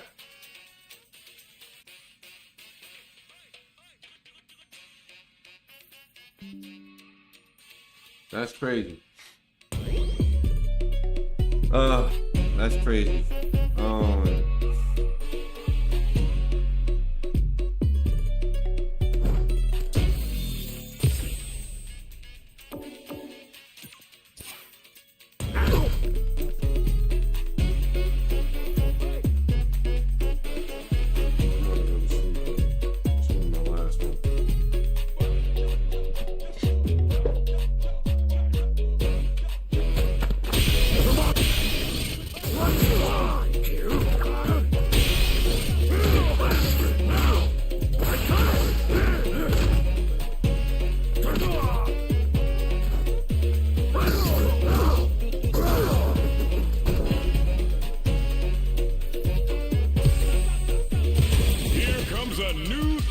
challenger.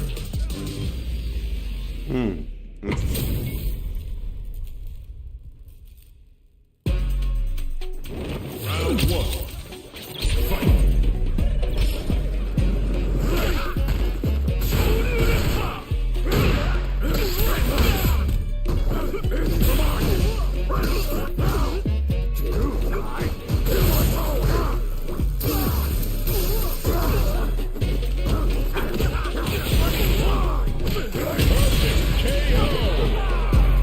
Round two. Fight.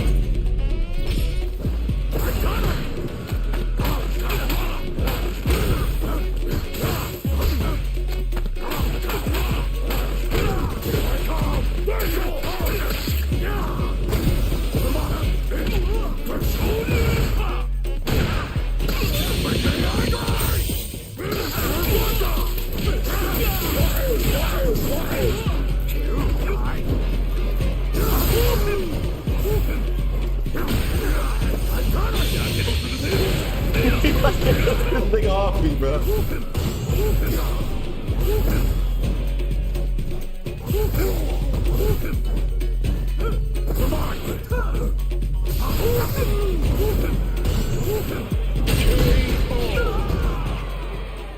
Blockout wins.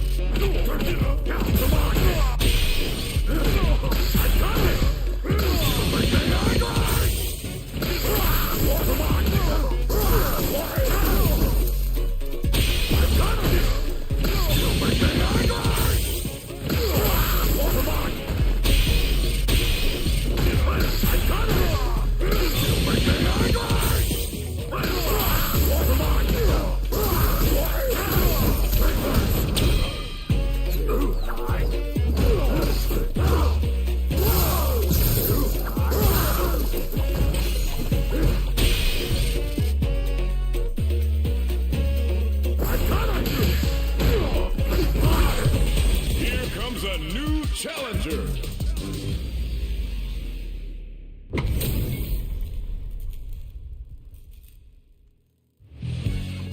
Round one. Fight.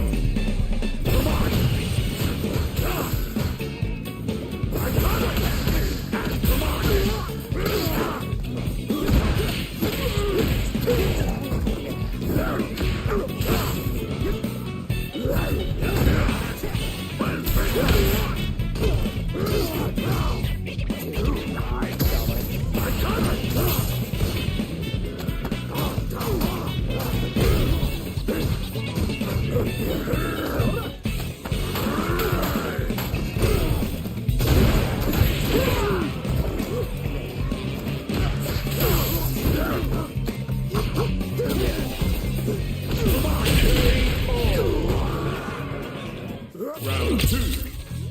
Fight.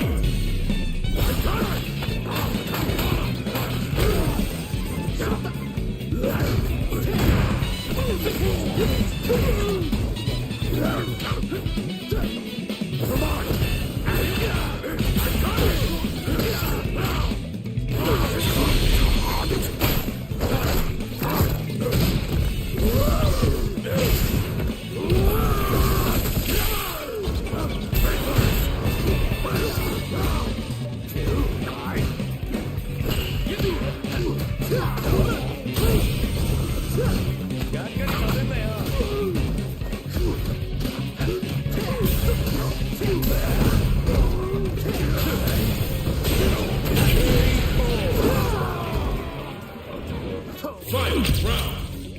Fight.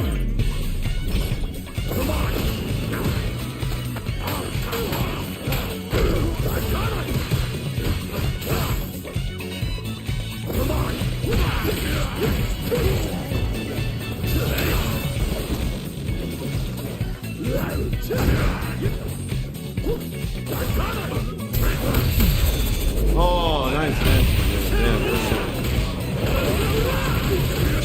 Yeah, nice cancel.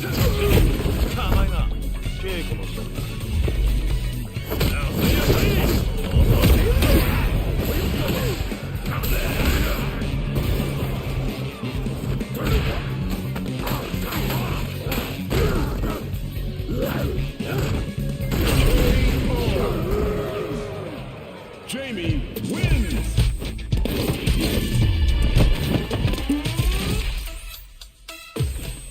Round one. Fight.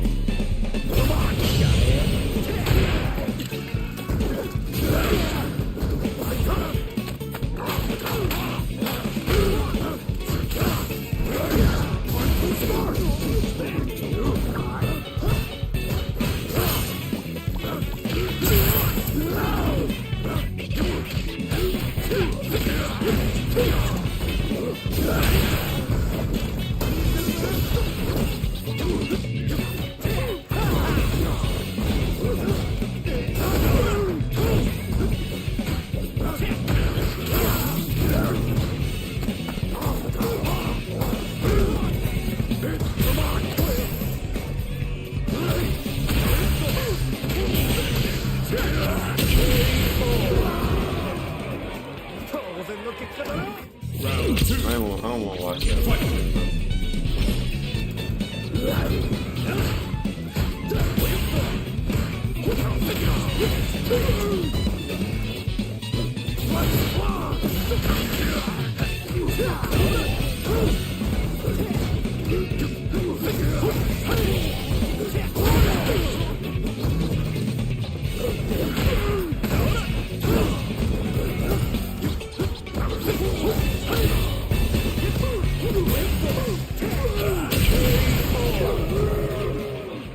Jamie wins. I had him. I fucked up.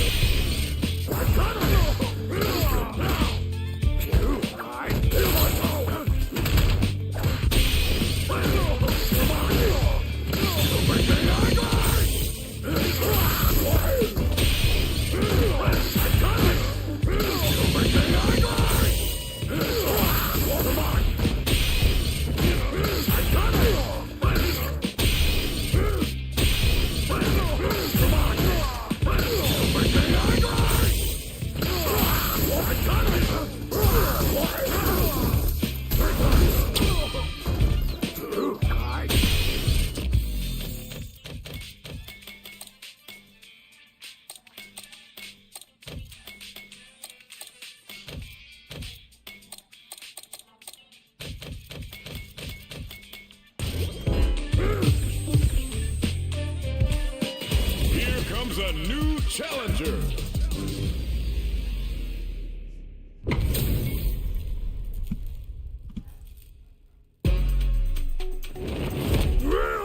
Round one.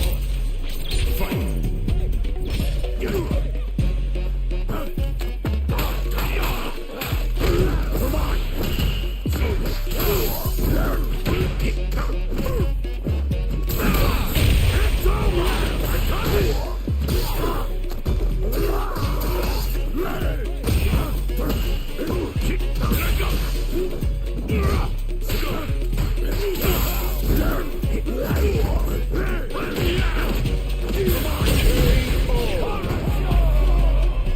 Round two. Fight.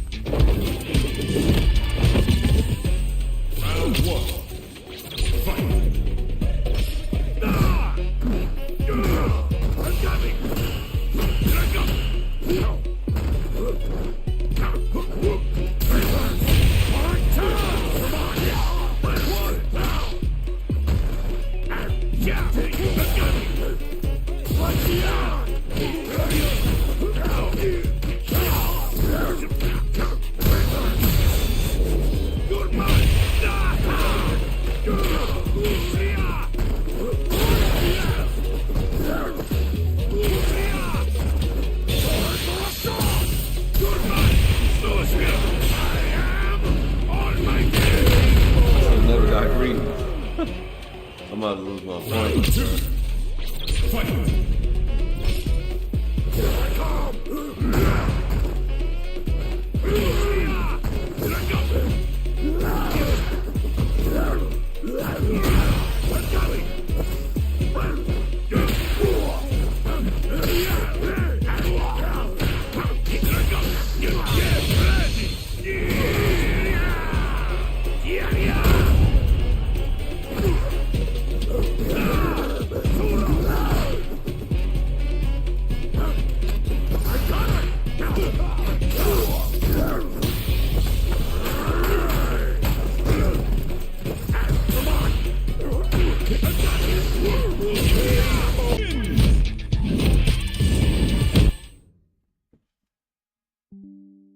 I have my shit up and my shit dropped.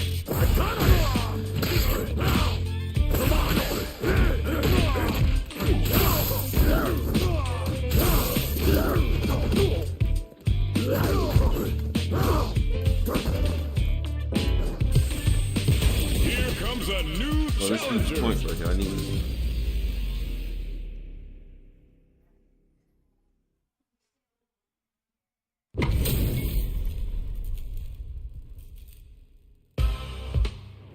Round 1. Fight.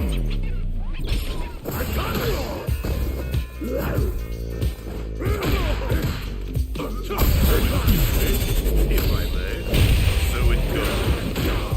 Away. It's over. Here. Go. Now observe.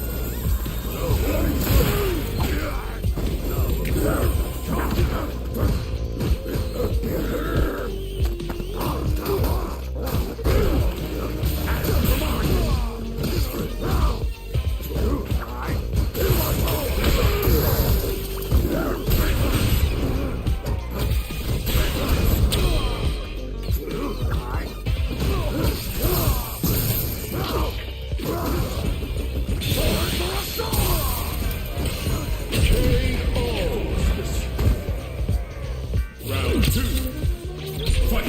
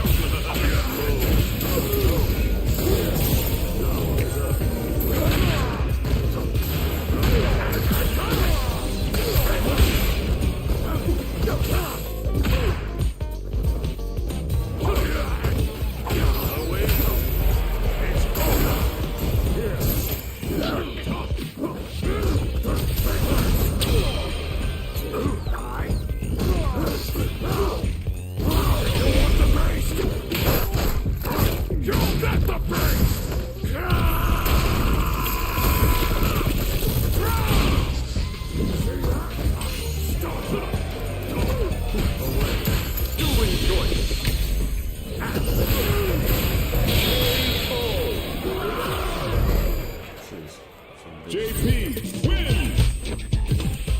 Round 1. Fight! Come on! I got it! What have we here? Move. Away.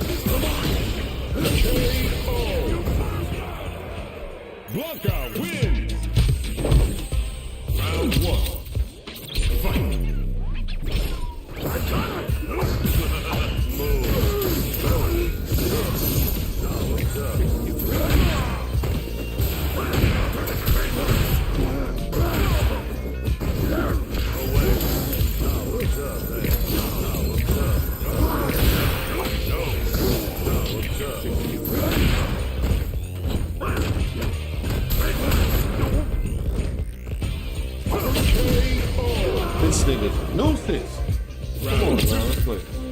Fight! Get to yourself. Now observe. Doing choice.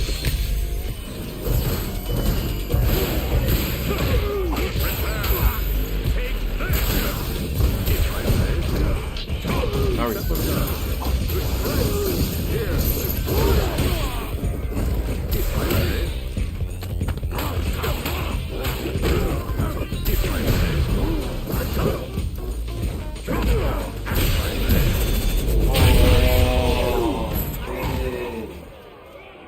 JP wins.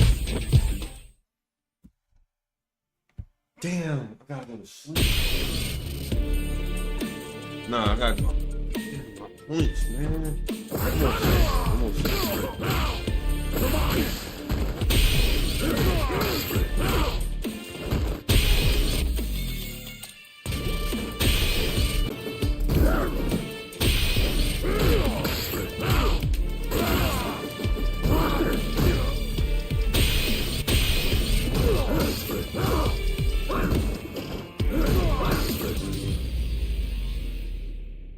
I'm gonna disconnecting it. Y'all for real? Give me this. Round one. Fight!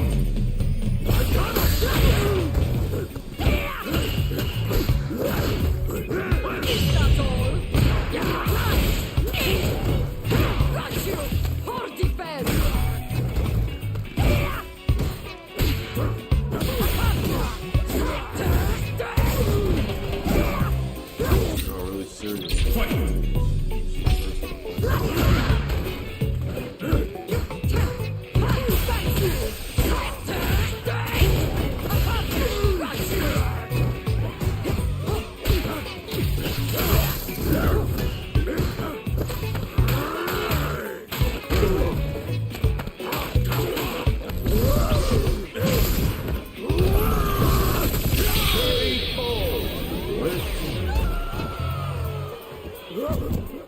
Fight! Round!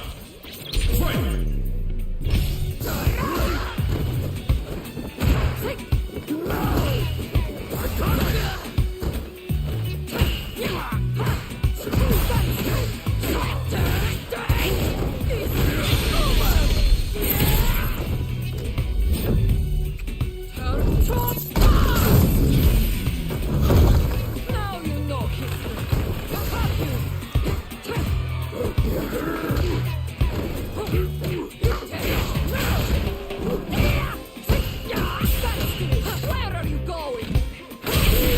Seriously, fucking my points up.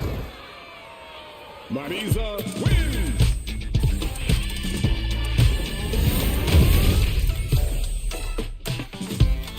The fuck is y'all giving me this player for, bro?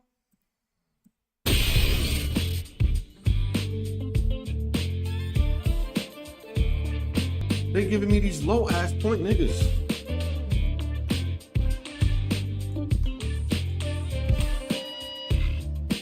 But the beginning.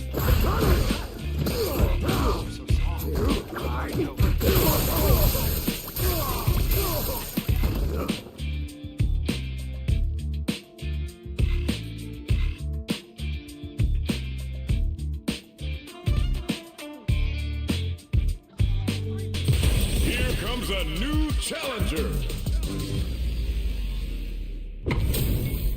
Who won the tournament? Round one. This shit get me mad as shit, bro. Come on. I got it.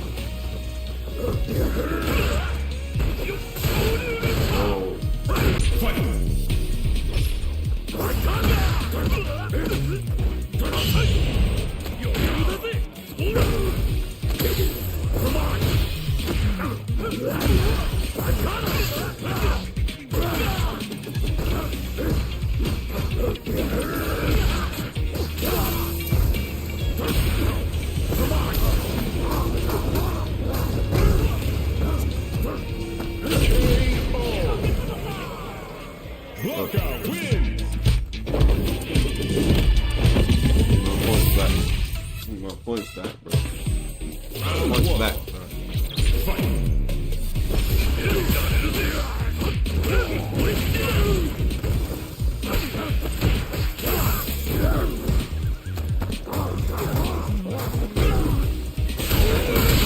Oh.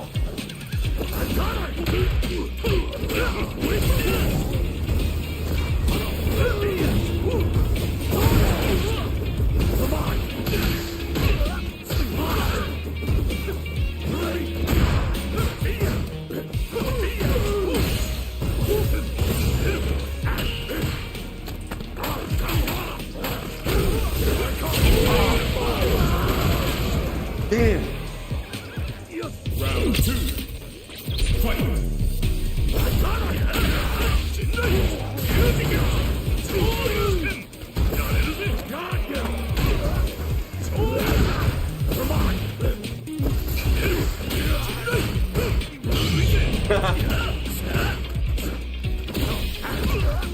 Oh,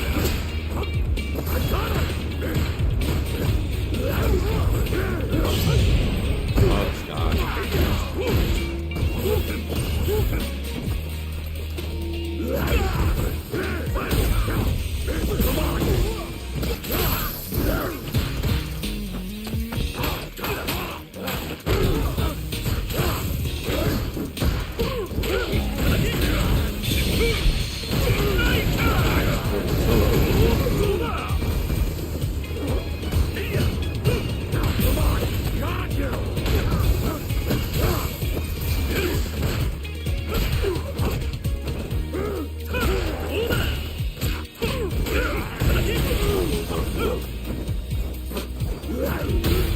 Oh, no.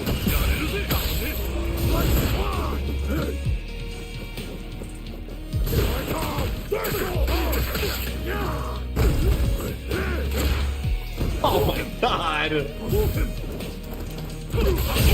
Damn. If he, I swear to God, if he ain't do that jump, bro. This nigga's fucking my points up, yo. Fuck. Fucking my points up, bro.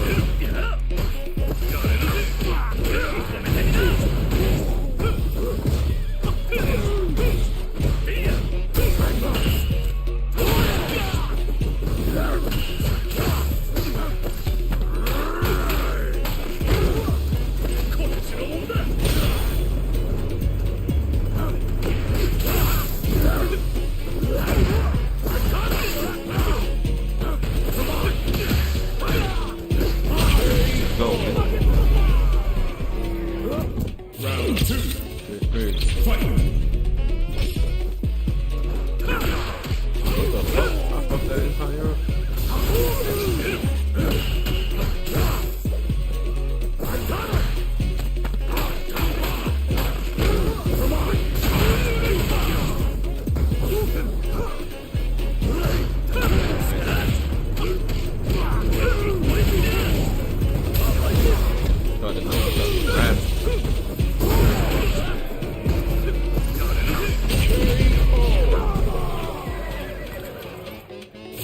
Let me sharpen up. Let me sharpen up.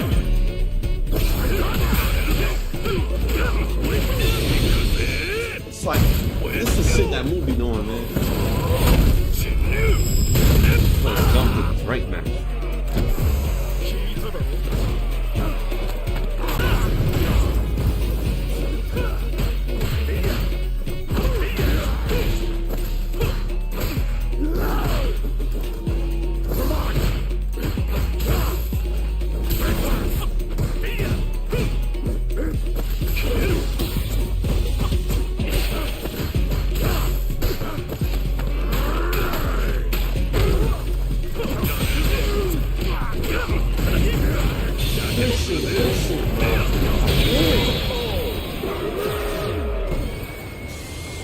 Ken wins.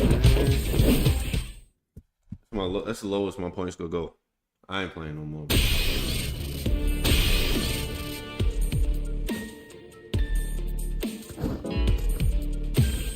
Here comes a Who won new the tournament? challenger.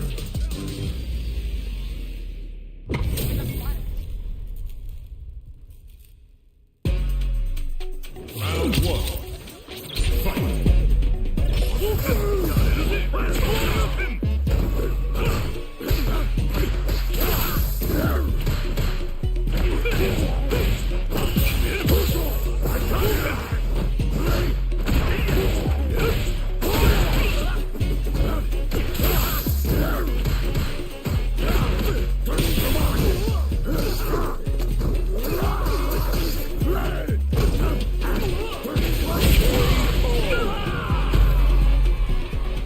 Round 2. Fight.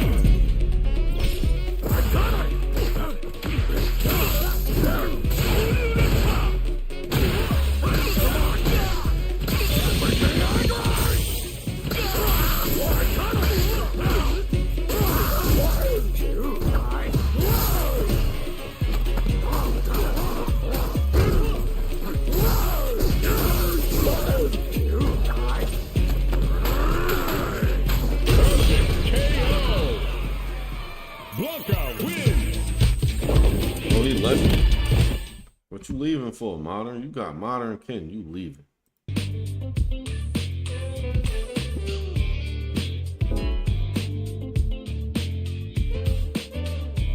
Awesome. They out. Good. Here comes a new challenger.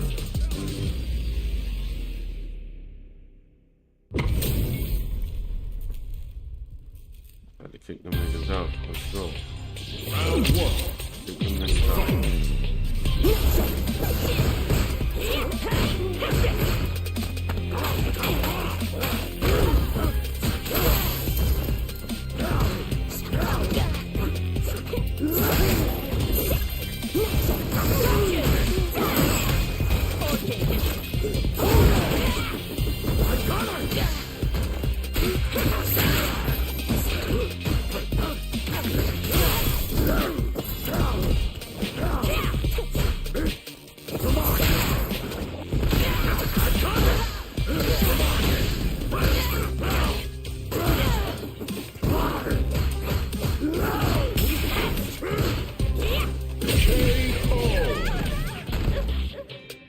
Round 2. Fight.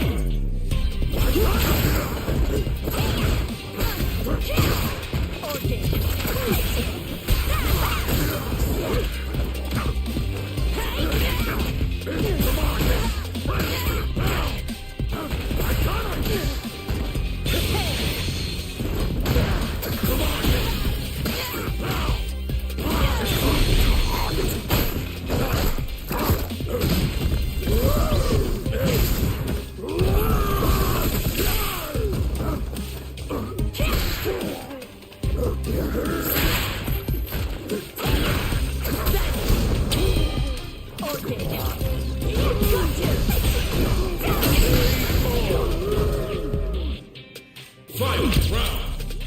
Fight.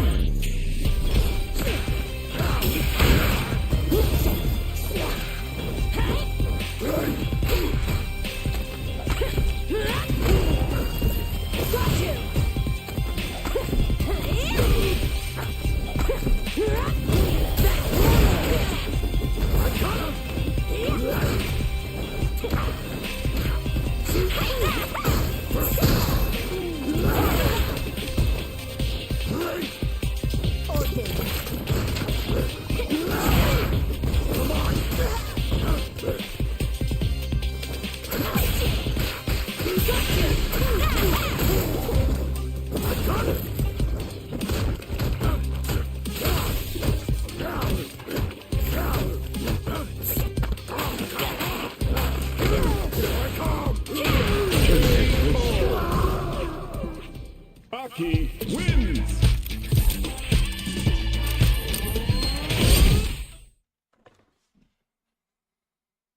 It's alright. No, it's alright.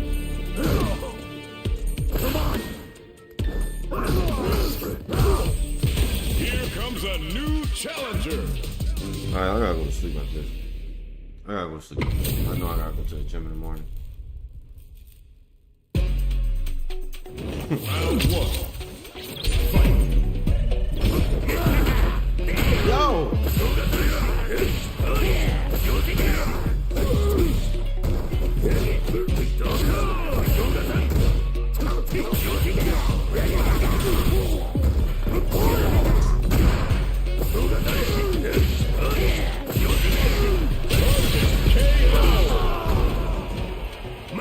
Round 2.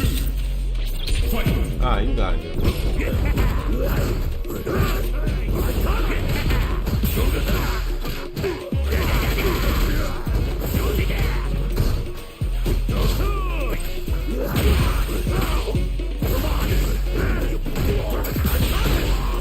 Am I really going?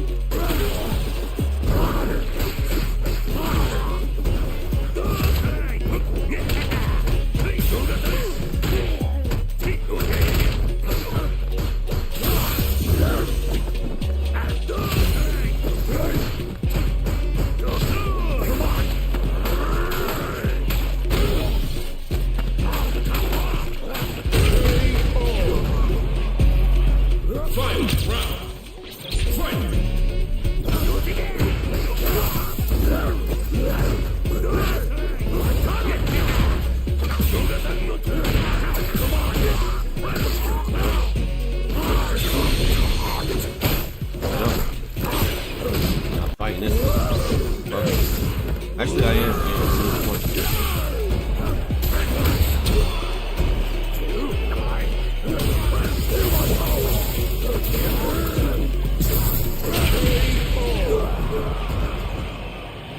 Blockout win. Round 1. Fight.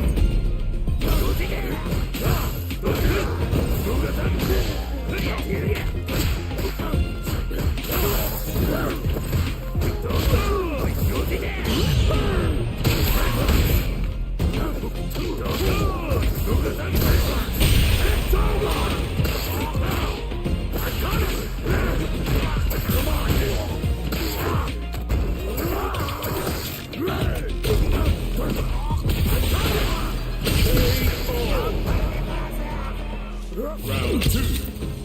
Fight.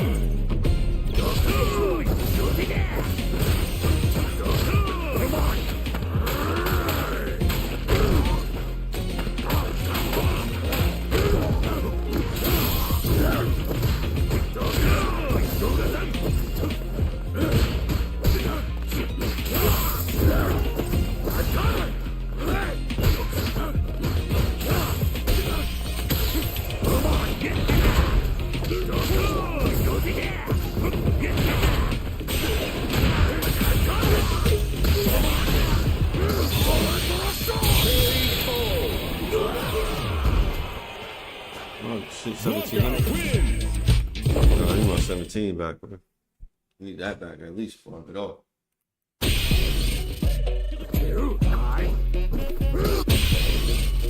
I hit the gym tomorrow.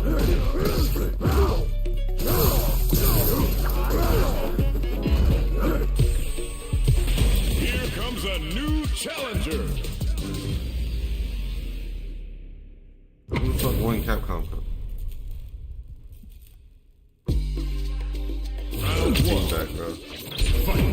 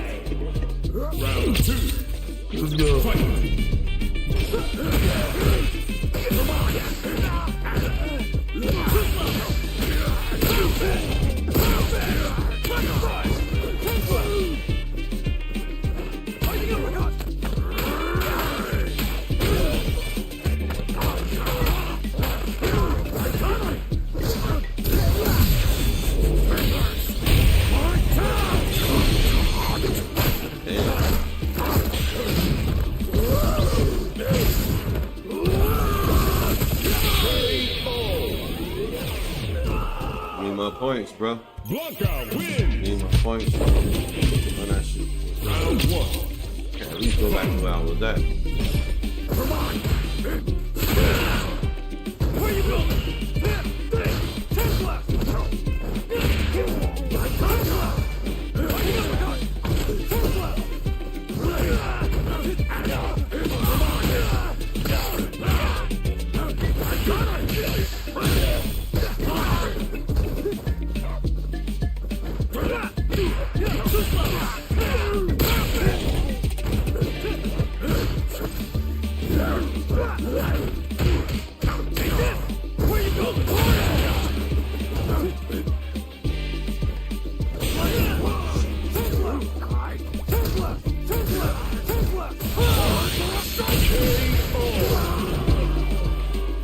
Round 2. Fight.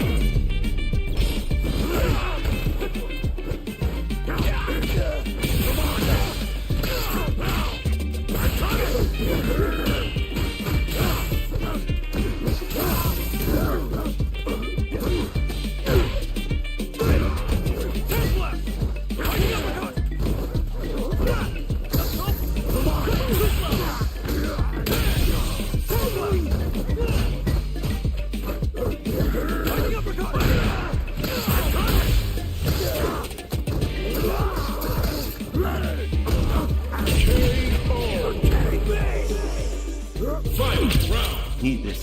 Fight. Where you going?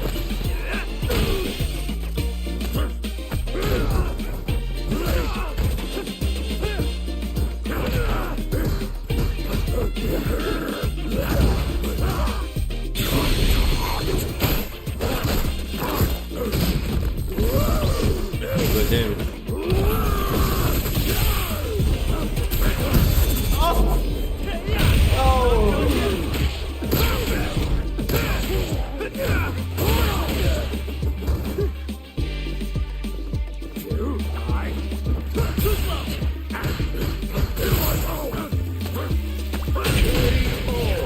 Distracted by the dog.